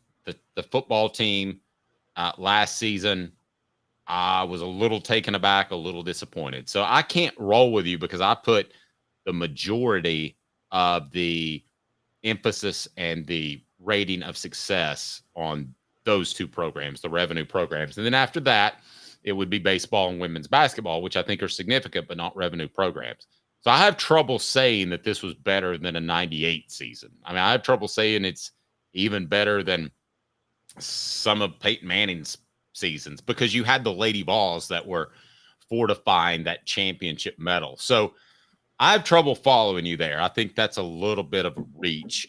Aside from 98, is there anybody else that you think in our lifetimes that really compares to what Tennessee did this past calendar year in athletics? No, 98's the year that actually dominates the most. And that's why 2001 comes close when I think track won a national title, both basketball programs were good and football was good. But here's why I'm making this a technicality, Dave. I said calendar year. The 98 team didn't win the national title until January the 4th, 1999. Oh, tricky. Yes. Look at him. Yes. That's right. They didn't win it until 1999. Now, you still have a strong case for 98 because the 98 men's basketball team made the NCAA tournament. They did lose in the first round, but they made it. They won the national title in women's basketball with the greatest team in history that went 39-0. And I think you can objectively say the 98 season before the national title in football was still better than this season before the national title. I mean, they went 12-0 and won the and won the SEC title and were number one before 1999. So, I think you can still make the case that the 98 season was better. But the problem is, and I know, Dave, you're going to be like, this sport's not as important, but every sport was good in 2024. And here's the thing. There were two sports that were the best season they ever had. Men's basketball had its best season in history. Some of you guys will point out the 07-08 team that won 30 games, won the SEC, and reached number one. This one won the SEC and also made the Elite Eight. That's a tournament sport. Yeah, it's a tournament sport. And it's tied for the best run they ever had in college basketball. So it's the best season Tennessee basketball ever had. Okay, now one thing I have on my side, if I want to harken back to that 98 team, correct me if I'm wrong, but the track program was still sky high. I mean, you're developing Olympic performers. So you got to, if you're taking baseball, that's a non-revenue sport with a lot of pride. I'm going to take track because that's a non-revenue sport with a lot of pride. Yes. However, the track program success actually came more in the mid to early 90s and in the early 2000s. They made the NCAA tournament indoor tournament in 1998. That was as far as they went. And they also made it in indoor and outdoor. That was as far as they went. That's also as far as they went in 2024 in both sports. So there's that. Okay, if we want to have this debate now. And where I was at, by the way, just before you go, where I wanted to point out was, see, the baseball team was bad in 98. There was no bad team in 2024. Right. Okay. You can make that argument, but I ultimately have to judge it on football. And to not show up in the first round of the college football playoffs, I just can't get that out of my head when I'm evaluating the whole season. That's kind of like, I don't know.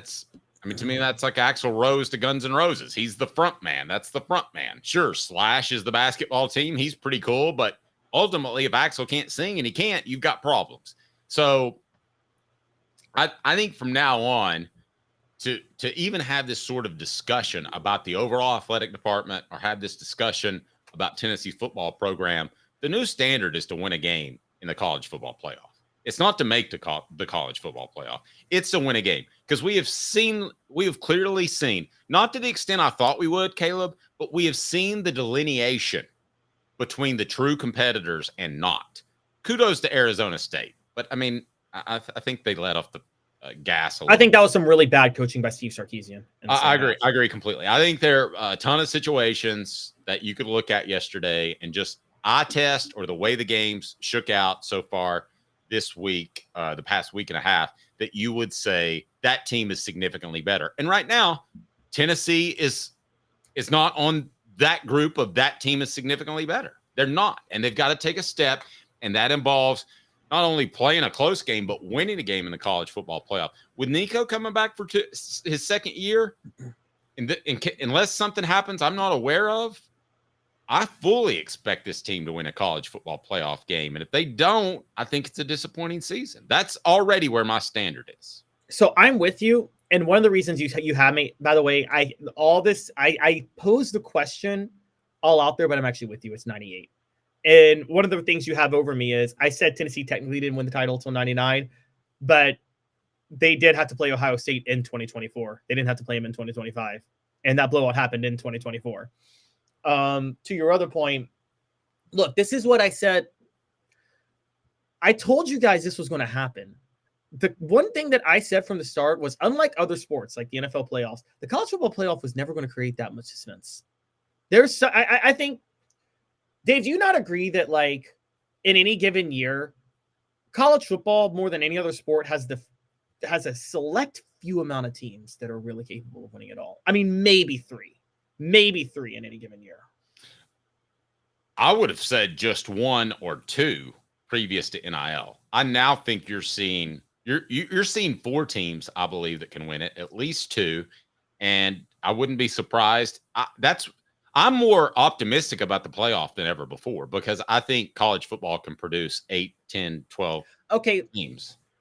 Okay, maybe you're right. But, like, let's just go back to, like, the 98 national title team when Tennessee played Florida State. Do you think there was any team in the country outside of maybe Ohio State that year that could have competed, that could have actually won the national title? No, I think Tennessee was on a mission. I think they were going to win that year. And if anybody was going to give them a fight, it would have been Florida State, right? That's the only other team, maybe. 99, was there anybody that was going to beat Florida State? 2020. Oh, sorry. No, I don't think there was anybody that was going to beat Florida State. Yeah, and then we know 0-1 Miami was just the greatest of all time. So I think that what you're talking about with the college football playoff, I think it's exposing the gap that people never wanted to admit exists. So one of the things I heard, and this is what I said, they expand the college football playoff, Dave. You hear those guys like, it's going to give the little guy a shot. It's going to give SMU a shot and Boise State. No, it's not, because they never had a shot. And they're not going to have a shot just because they're playing in the playoff. Okay, I half agree with you. I agree with you right now.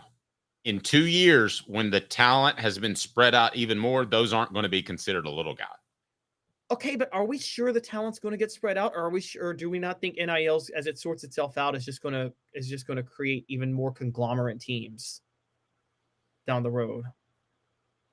Well, it feels like to me that it's pretty spread out. I mean, how many teams do you think can win the championship this year? I thought it was only 3 at the beginning this year. Okay, what do you think now? I mean, at the beginning of the playoff, excuse me. I thought it was only 3 at the playoff. I still think I think Alabama, Georgia, and Ohio State. I know Alabama didn't make the playoff, and they did not deserve to, but I'm talking pure talent-wise. Alabama, Georgia, and Ohio State were in a tier by themselves on talent.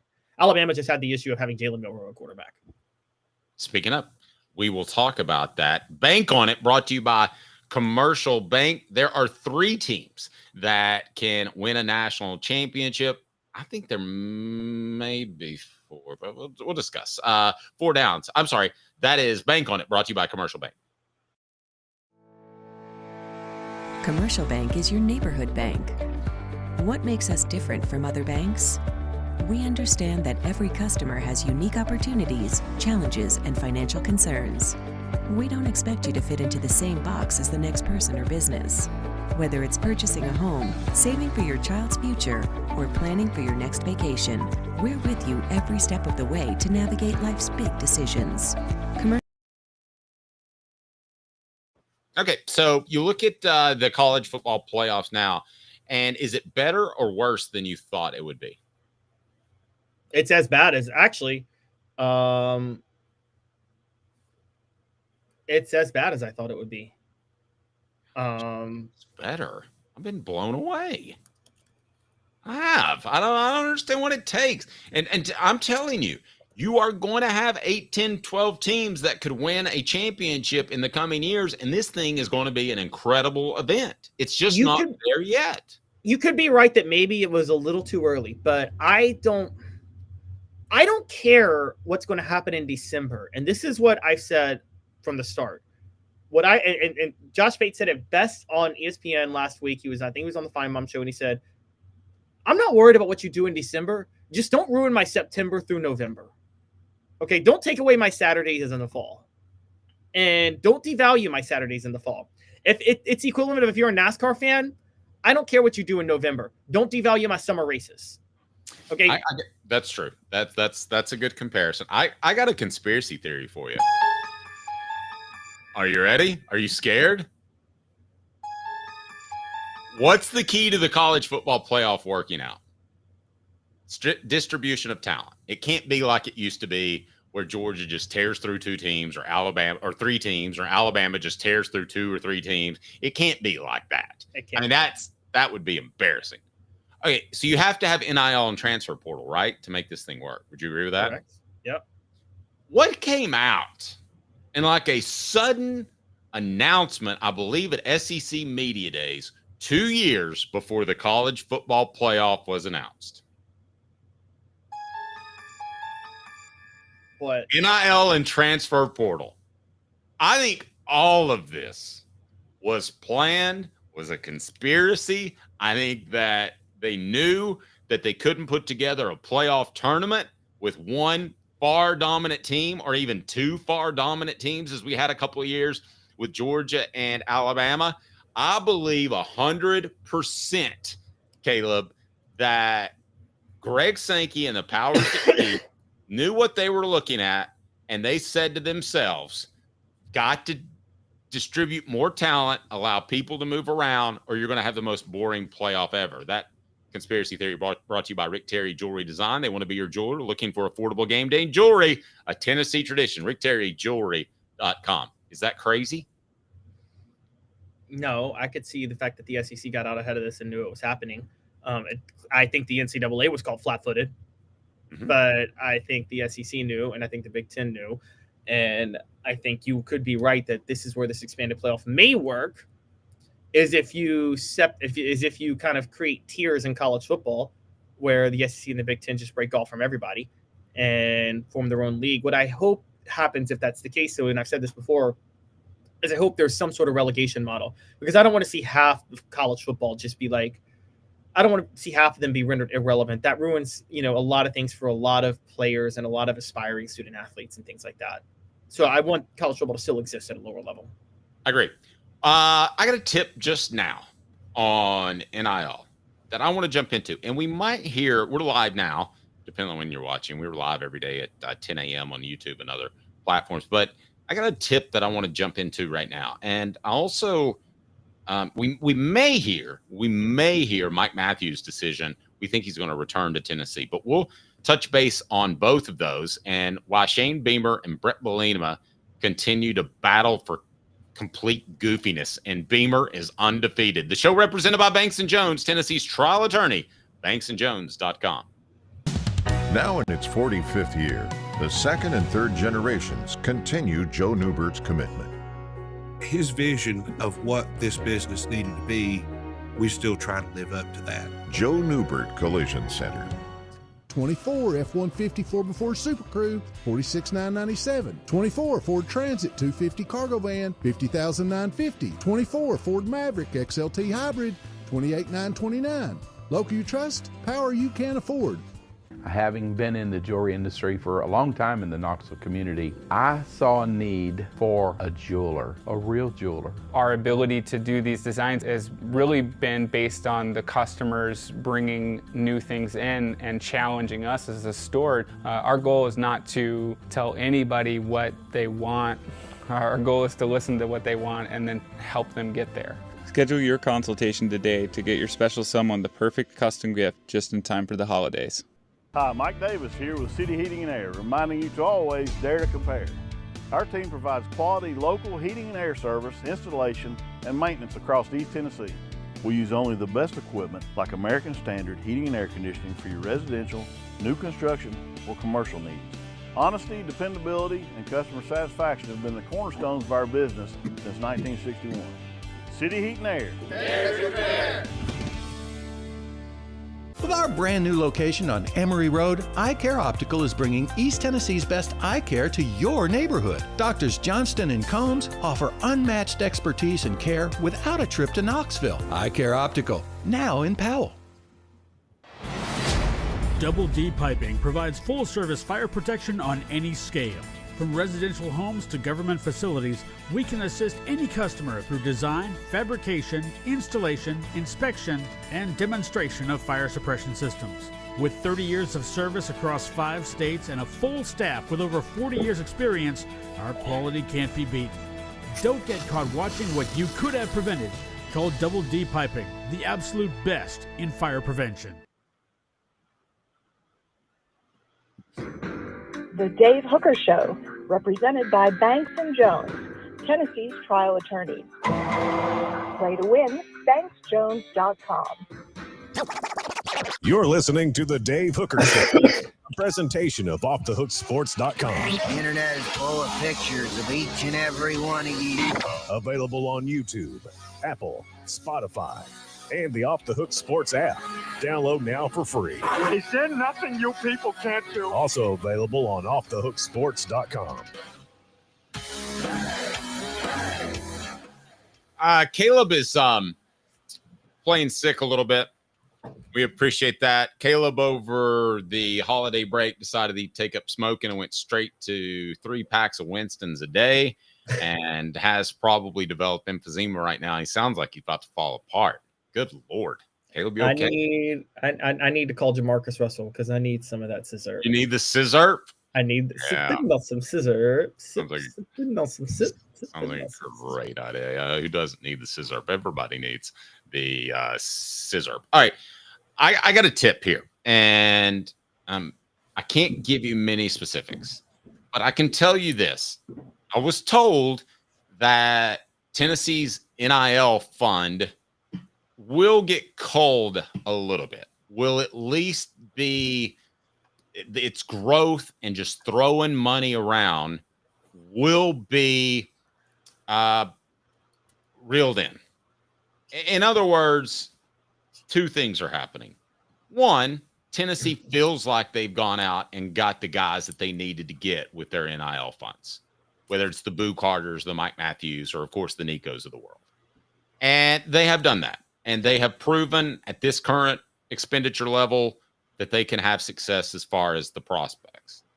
But, I mean, the other thing, to be real honest with you, is it is not dependent on the university. And there will be a salary cap at some point. But Tennessee is ahead of the curve. And this could hurt Tennessee on the short term. They are bringing in the collective spending from the Spire Group, who never met a dollar they didn't want to give away or keep to themselves, one of the two. But you're bringing it in-house.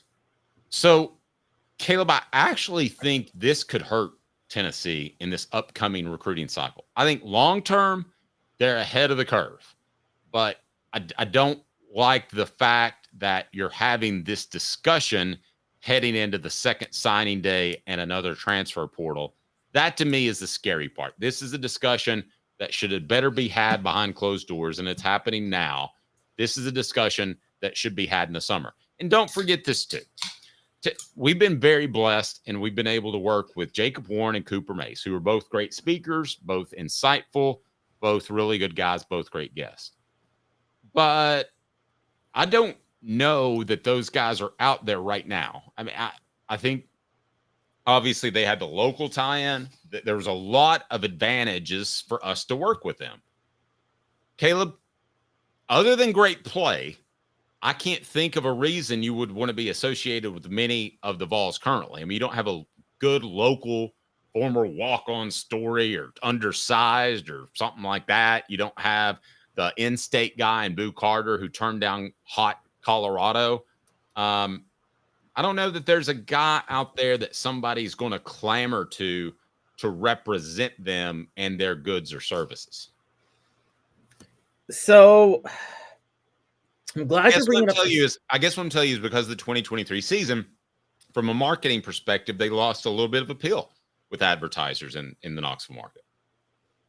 So I want to go out here and say that, guys, I told y'all so. because Dave, I asked this question on Monday when you weren't here, and I didn't have your tip. I didn't have your source, but I said, is Tennessee losing players to the portal like this because their NIL funds are drying up? Have they? And I'm starting to ask this. Remember how I told you I was all in on Tennessee 2024 and I expected them to win it all, and I got that spectacularly wrong? What if Josh Heupel and company were also all in on 2024 and they disproportionately directed all their NIL funds to putting together this 2024 team, hoping that it would be the national title team, and then if it won, that would create a domino effect of more advertising, more recruiting to come, and that hasn't happened. Well, I don't know that you had to win a national championship, but you didn't need to go out there and get embarrassed by Ohio State. I mean, if you're a businessman and you're spending money with them, I mean, that doesn't feel good. And the whole season felt like a disappointment. Even, and that sounds bizarre. You beat Alabama and Florida, Caleb, and that's a disappointing season. Is that where Tennessee is under Josh Heupel? Because if so, that's a pretty good place. I think the thing that hurts the most is if Tennessee had beaten Arkansas, a game they never should have lost, ever, ever, ever. They would have played for the SEC title, maybe have lost it to Texas, maybe have won it, but then they would have gotten that 5 or 6 seed and had a clear path to the Final Four because of the way this stupid playoff seeding is. And so I don't put the losing to Ohio State as much of a focus as I do losing to Arkansas. That derailed a lot of what Tennessee wanted to do this season, honestly. And I think they got a lot to be concerned about because of that loss. And that's games that, I mean, I'll give you this, Dave. Funny enough, in this new era of college football, that game had a more negative impact than we even thought. Because if they go beat Arkansas, they're probably playing Arizona State or Boise State, and right now they're in the college football playoff Final Four. Yep. Tennessee's season was, and you probably asked this while I was out. Tennessee's season was blank. A success, beat UF and UA disappointing. I think it's a success beating UF and UA and making the playoffs. And so far, 83% of the people agree with me. But if I gave you those two options, what would you say? I mean, I would say disappointment. I had them winning it all, and I think they should have won it all, or at least should have at least played for it all. They should have gone to the Final Four or the final to the semifinals. Okay, but to juxtapose this against your prediction, you didn't know that Tennessee would have offensive tackle issues because injury at offensive tackle, both ankles. So, I mean, I cut your prediction and my prediction some slack. I mean, I think you have to factor in injuries. If Keenan Pilley's out there, are they a game better? Quite possibly. So I just don't see this disappointment when you beat Florida and Alabama. I think the passing game was a huge disappointment this year, and I get your point with the offensive tackles, but there's also just lack of separation receivers we're getting. There were some clear misses by Nico Iamaleava in the passing game. I was wrong. He does not have Hendon Hooker's deep ball. Now, I still think he is a more complete quarterback than Hendon Hooker, funny enough, because I think he's more accurate over the middle. But he doesn't throw the deep ball as well as Hendon Hooker does.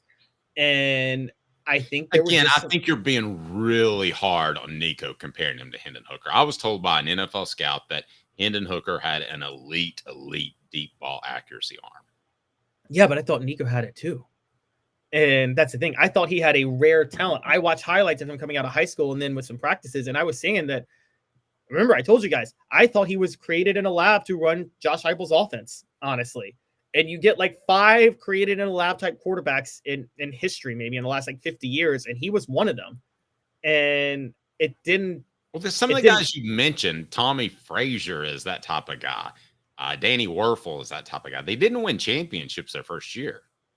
No, but they played elite their first year. Danny Werfel was putting up insane numbers all 4 years at Florida. And look, I've backed off Danny Werfel because honestly, there's an argument that Rex Grossman was actually a better quarterback under Steve Spurrier than Danny Werfel was. But somebody like, I thought more along the lines of, you brought up Cam Newton with Gus Malzahn. I thought was just a perfect fit out of heaven. The most obvious one ever was Tim Tebow, was like literally designed in a lab to run Urban Meyer's offense. Even from a transitionary role, he was able to come in and do something year one as a freshman, just basically as a ramming fullback. Yeah, no, that was, you're right. That may be a better example than Frazier or any of the other guys that we can come up with when you really look at it. Okay, so we're kind of tying two things together here.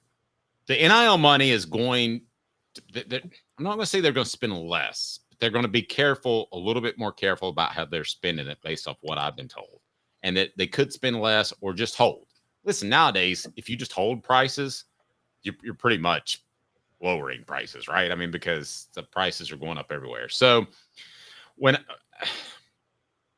I don't think this is anything to be concerned about, because I think Tennessee will still spend with the top programs in the nation. But I don't think they're going to go out there and throw $2 million at a guy and blow everybody away and blow him out of the water. Nowadays, that may, like Nico, that may be $10 million. Whatever that number is, I don't think they're going to throw that type of cash around and be irresponsible. I'm not saying they have been irresponsible, but given what we saw from Nico, how much he got, and the fact that Tennessee is struggling to keep other players in the portal, partly because of cash, and they missed out on some really key prospects in the early signing period, partly because of cash. I just don't think it's an advantage anymore. I think it's just a factor. Like we say, oh, they've got facilities. I think Tennessee can match for anybody they want, but I don't think they're going to go out there and just completely overbid somebody. And you see, that's a problem for Tennessee, because if let's point this out.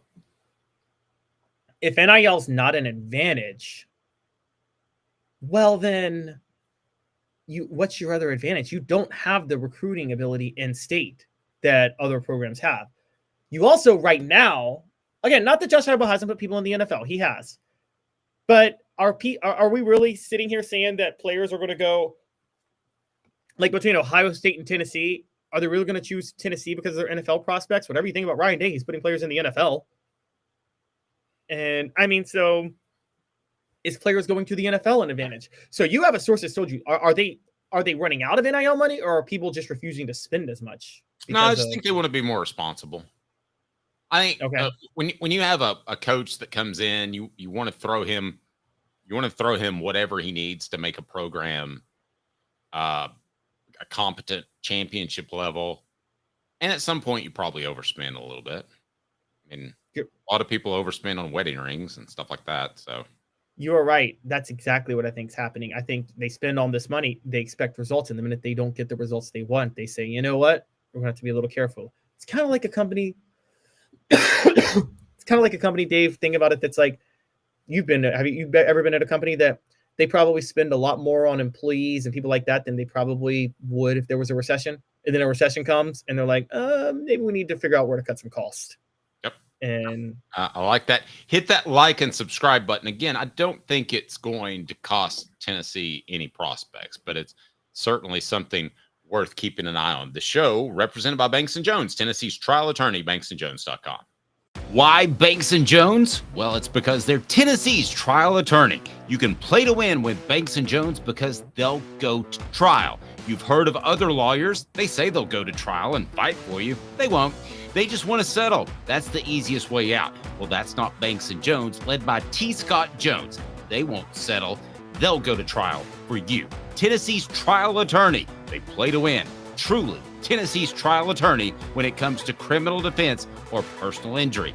Why settle? It's Banks & Jones. T. Scott Jones. All right, help me here, Caleb. Do we have another break ahead of us before we get to Bret Bielema? Okay, we're good.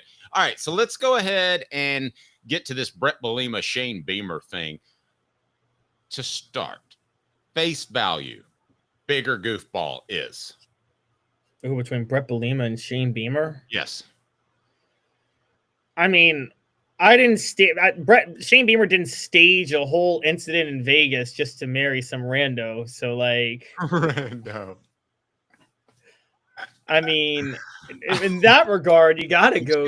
She wasn't a rando. He knew her from Arkansas. They worked in the same office, and they pretended like they met each other in Vegas. That's so, okay, but still, like, staging a situation in Vegas, like, dude, I'm just going to go ahead and tell you, if you're a 40-year-old guy that looks like Bret Bielema and suddenly you're making a lot of cash and you're feeling good about yourself, and a mid-20s and you're single, and a mid-20s co-ed that I think she was a volleyball player, that she suddenly wants to spend the rest of your life with her, you should probably make that move, because I don't know that you're going to have a lot of chances moving forward.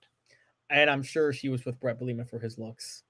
I'm Oh, there's sure. no question. Like, I mean, to me, he's like a Sean Connery. I've always said that. I've always said a young. I feel like we have seen a young Sean Connery grow into a more mature Sean Connery right there, coaching in the Midwest. Yes, Brett. They look exactly the same. Honestly, Bret Bielema is that classic case of. Have you ever seen? There's these memes. No, I misspoke. George Clooney. Oh, wow. Okay. All right. Bret Bielema would be hot in Russia. So all right, so in Russia. All right, so here's what happened. So okay. The Germans. Well, no, Russia has there's a joke on Russia, like they all wear these really thick coats and they drink so much that like it's not till you get them in the bedroom that you know whether or not they got a hot body or not, if you know what I'm talking about. So like you just get to hide until then, basically. Yeah, I think we've all had those surprises.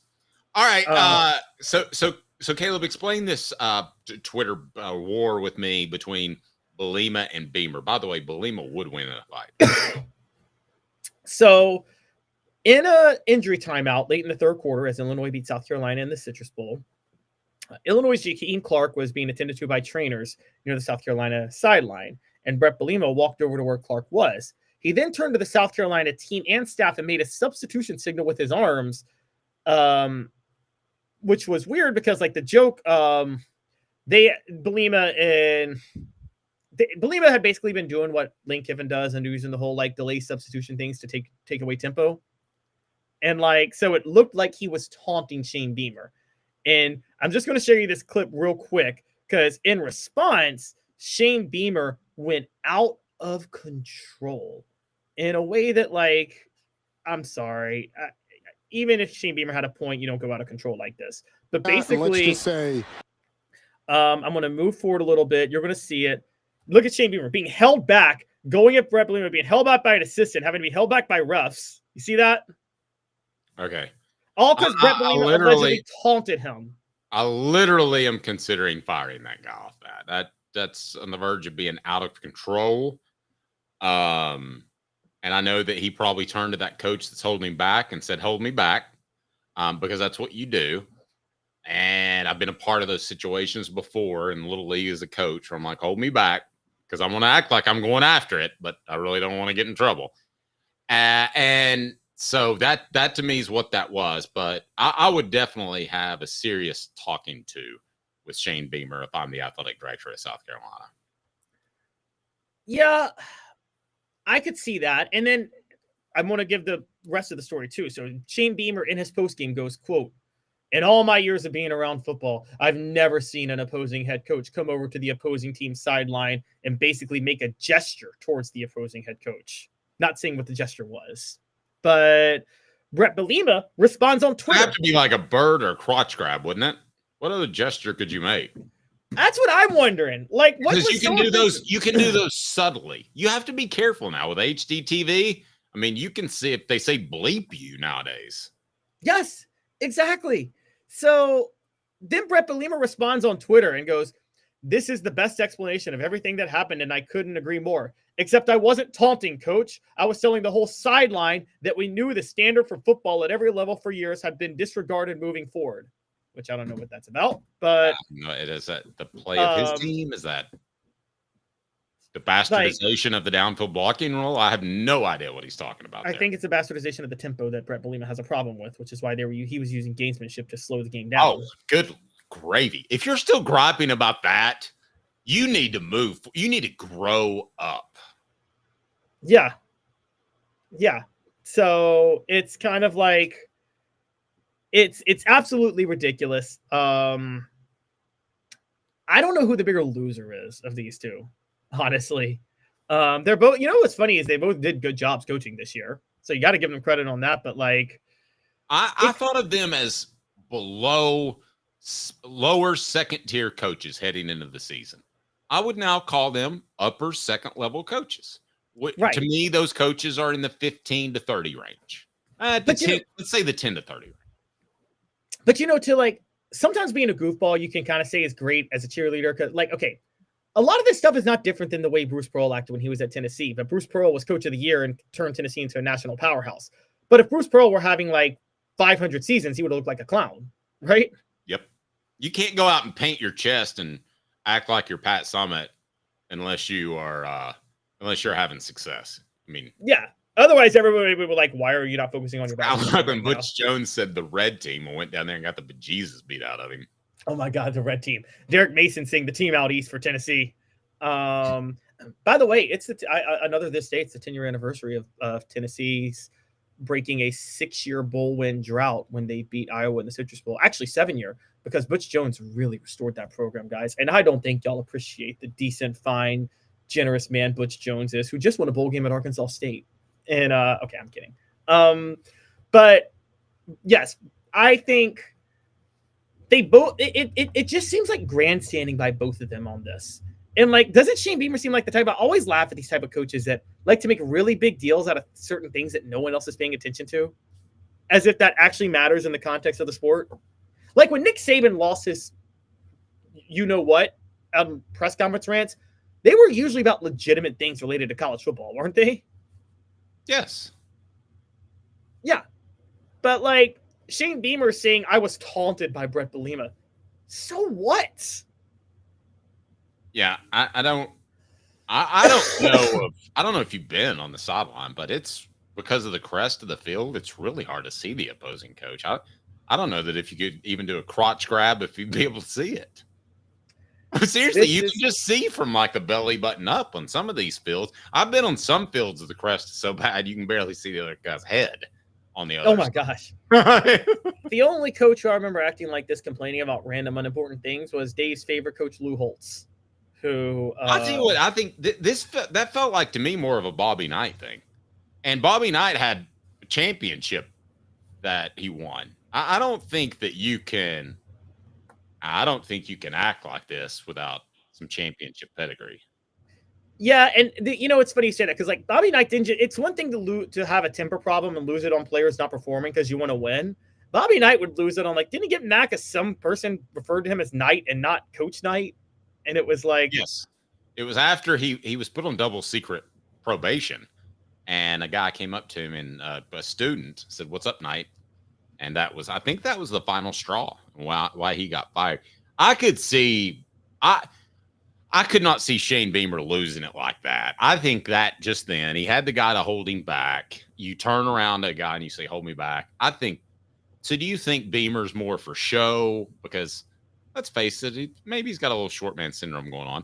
But do you think it's more for show, or do you think he truly has a fiery side that he has trouble controlling, like Bruce Banner? I think he likes to deflect from things happening sometimes on the field to get his fan base animated about something else. You're so on it. That's exactly what he does. Sports Treasures carrying over 5 million sports treasures. So much more. Follow on Facebook for the best sports memorabilia daily updates. Sports Treasures TN on Facebook. And the UPS Store, Hardin Valley, helping individuals and small businesses.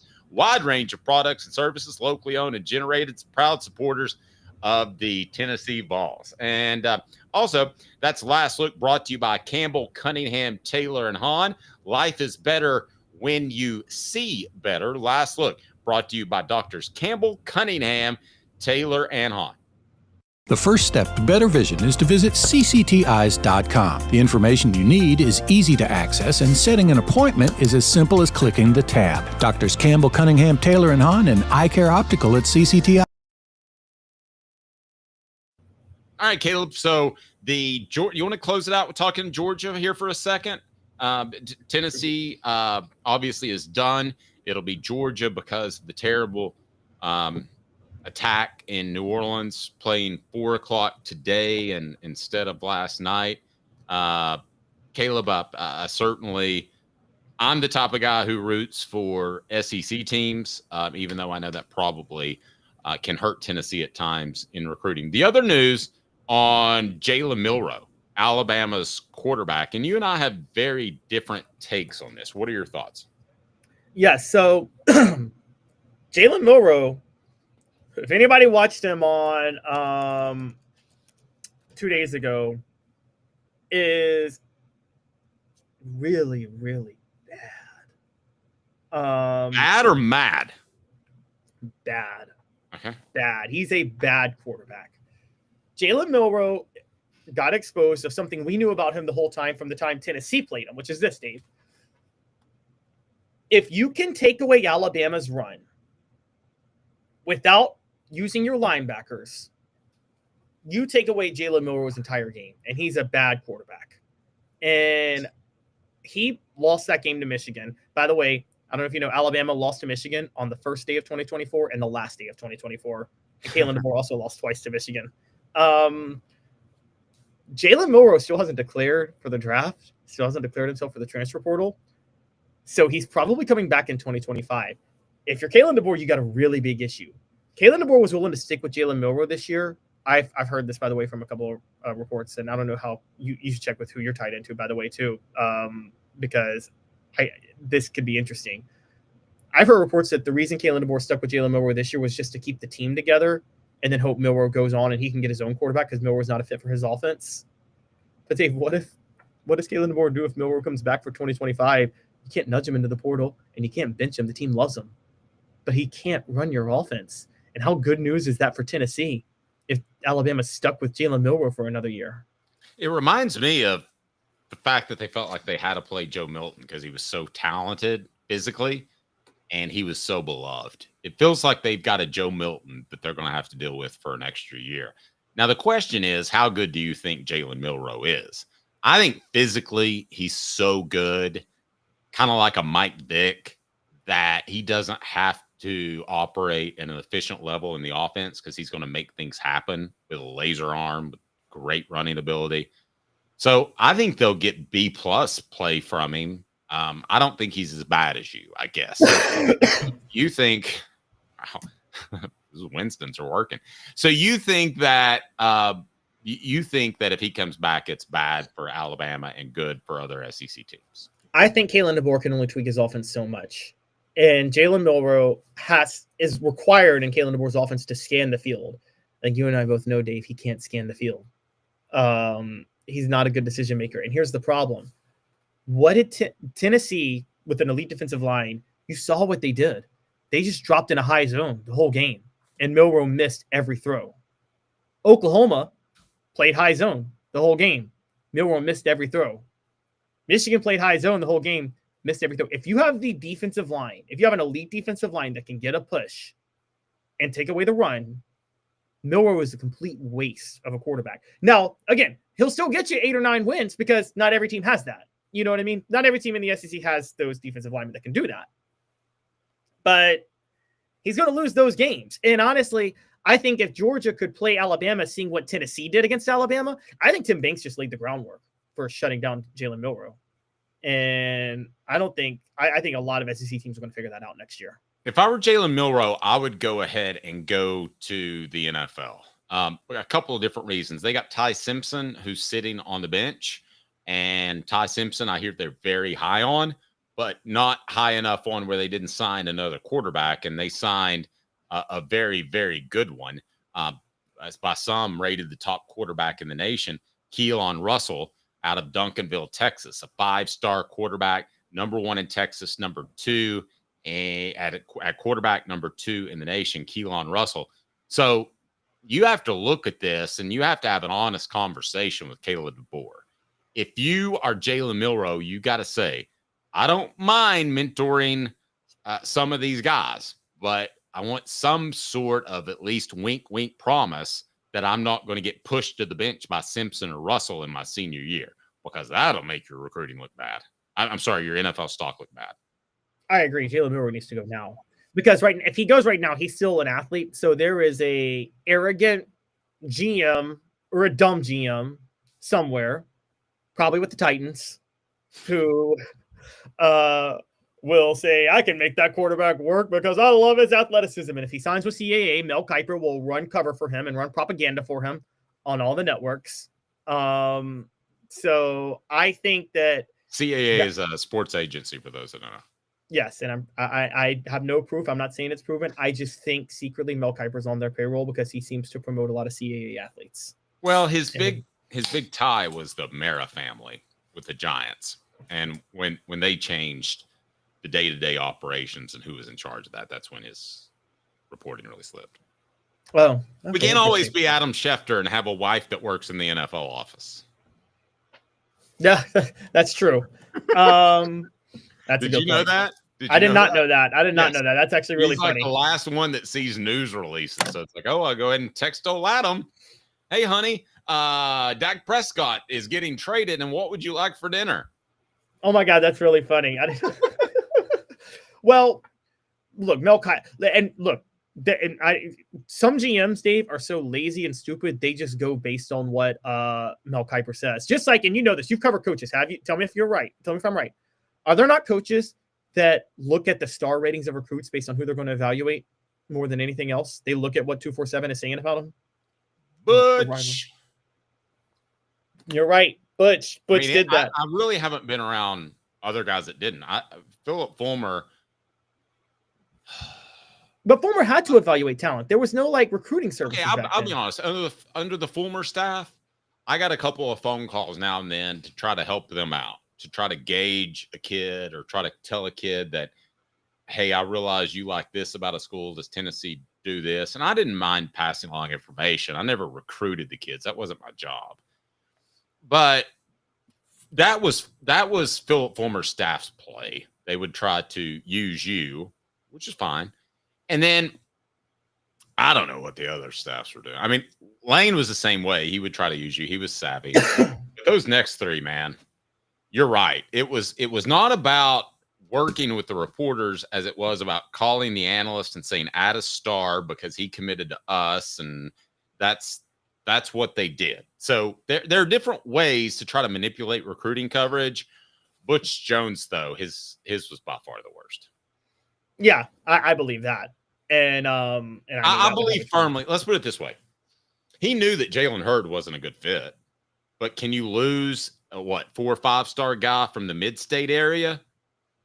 No, you can't. No, you can't. And Alabama had the power. They went in, for those that don't know, with Jalen Hurd, and they said, you're not a running back, you're a defensive end, and we're going to make you a superstar and a lot of money if you do that.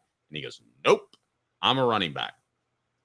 If they open where up is he in the NFL right now? Exactly. If they give him an opportunity to play running back, he's going to the University of Alabama. So basically, Butch Jones did two things that were, well, maybe three things that were incredibly wrong. Number one, he took a guy who wasn't a good fit and told him whatever he had to hear to get him. Two, I do believe that Jalen Hurd was paid the whole time. And three, he didn't handle, talking about Butch Jones, he didn't handle the fact that Alvin Kamara was better than anybody thought. The Jalen Hurd situation, that guy right now, I'm not exaggerating, Caleb, should be an all-pro defensive end edge rusher in the NFL. Yeah. And what's funny is he would have been opposite. Not Pro Bowl, all-pro. Which is crazy because he would have been opposite Derek Barnett at Tennessee doing that too. And they could have wreaked havoc on people. So yeah, that's okay. So that getting back to it, that's who Jalen Milroe needs to look for in the NFL, right? A GM that thinks like Butch Jones does at the GM level. But if he struggles at Alabama another year, he won't get that. Yeah, if I was him, I'd definitely bolt. I want to remind you that our great friends at Dynasty Pools and Spas will give you all kinds of fantastic deals, $500 off a spa, but also just a free gift for stopping by their location in Athens. You can pick up the Celebrate 98 book. We look back at Tennessee's last 98 night. We look back at Tennessee's last national championship, or you can pick up a t-shirt. There we go. Brought to you by Dynasty Pools and Spas. Dave Hooker here for Dynasty Pools and Spas, your home for the best spas and everything you need to jump right in. Relaxing, therapeutic, absolutely. But what sets Dynasty Pools and Spas apart from others is that you get everything with any spa purchase. You get the cover lift, the steps, delivery, and chemicals. When Dynasty Pools and Spas delivers your spa from their Athens location within 125 miles, you'll get your own personal hydrotherapy spa. Mention me, Dave Hooker, or Off the Hook Sports, and get $500 off your top quality new spa. Dynasty Pools and Spas, just off the Athens exit.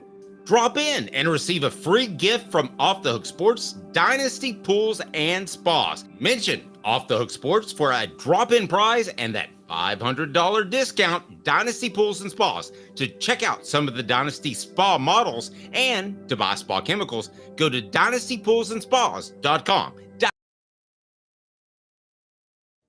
Georgia wins close. Georgia wins going away.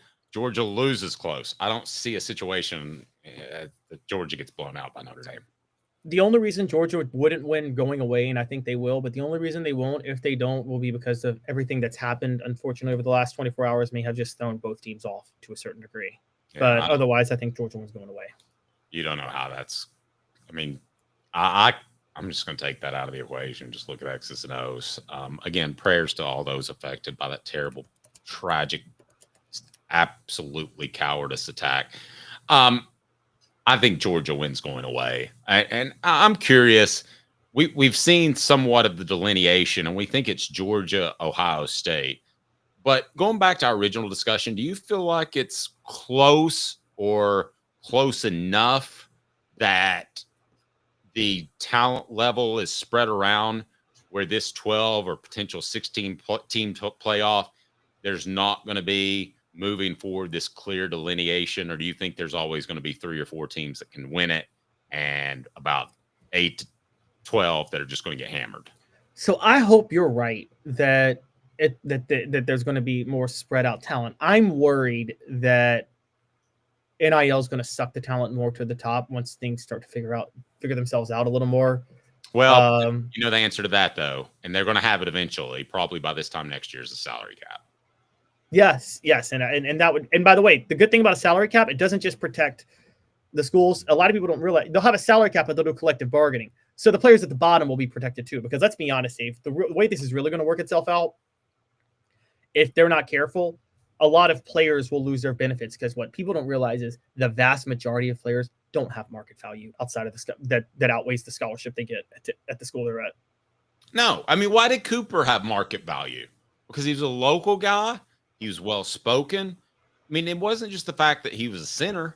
I mean, yeah, you know, so you can't just go out. I mean, you can. Some guys, Nico goes out there and balls out, and he doesn't go out in public a lot, and he doesn't do smaller NIL ventures. But, yeah, I mean, you've got to – there has to be a salary cap. Because and like, last I checked, Ohio State's athletic budget was like $100 million more than Tennessee's, right? Right, something like that. I think Tennessee, but like, let's take a guy who just hit the portal, Vyson Lang. Those, if with NIL in the future, a Vyson Lang kid actually loses money going to college at this point, because if they get rid of the scholarships and do a salary cap, and if they get rid of the scholarships and don't have any guardrails, well, the vast majority of kids won't get any benefits from this. Ohio State's revenue, $251 million. Tennessee, $154 million. Has to be a salary cap. Then it comes down to player evaluation, player development, game planning. I don't know, coaching football and not just writing a check. Anything else to get to today? You want to pick a Georgia game? I got Georgia winning 40-13 over Indy, Notre Dame. No, I got that too. I'm not sure, but I think Georgia wins it a blowout. But again, outside of that, you know, that if they don't win in a blowout, we have no idea what that horrible situation, what impact that has on the game. So we'll see what happens. But yeah, let's just pray. You know, there have been talks that this is part of a string, or you know, I heard everything. I like to see it sort itself out, but let's just pray that this is the end of it. What happened yesterday, and again, prayers and thoughts. You know, you go through something serious in your life, and unfortunately, I've had to deal with that recently. It puts everything in perspective. So, Caleb, appreciate you. Yeoman's work as we've had vacation and things to tend to on my end, but I can't tell you how much I appreciate you. We're super excited about 2025, a major announcement coming up on Monday about a brand new sponsor that's going to be fantastic. The show represented by Banks & Jones, Tennessee's trial attorney. It is banksandjones.com.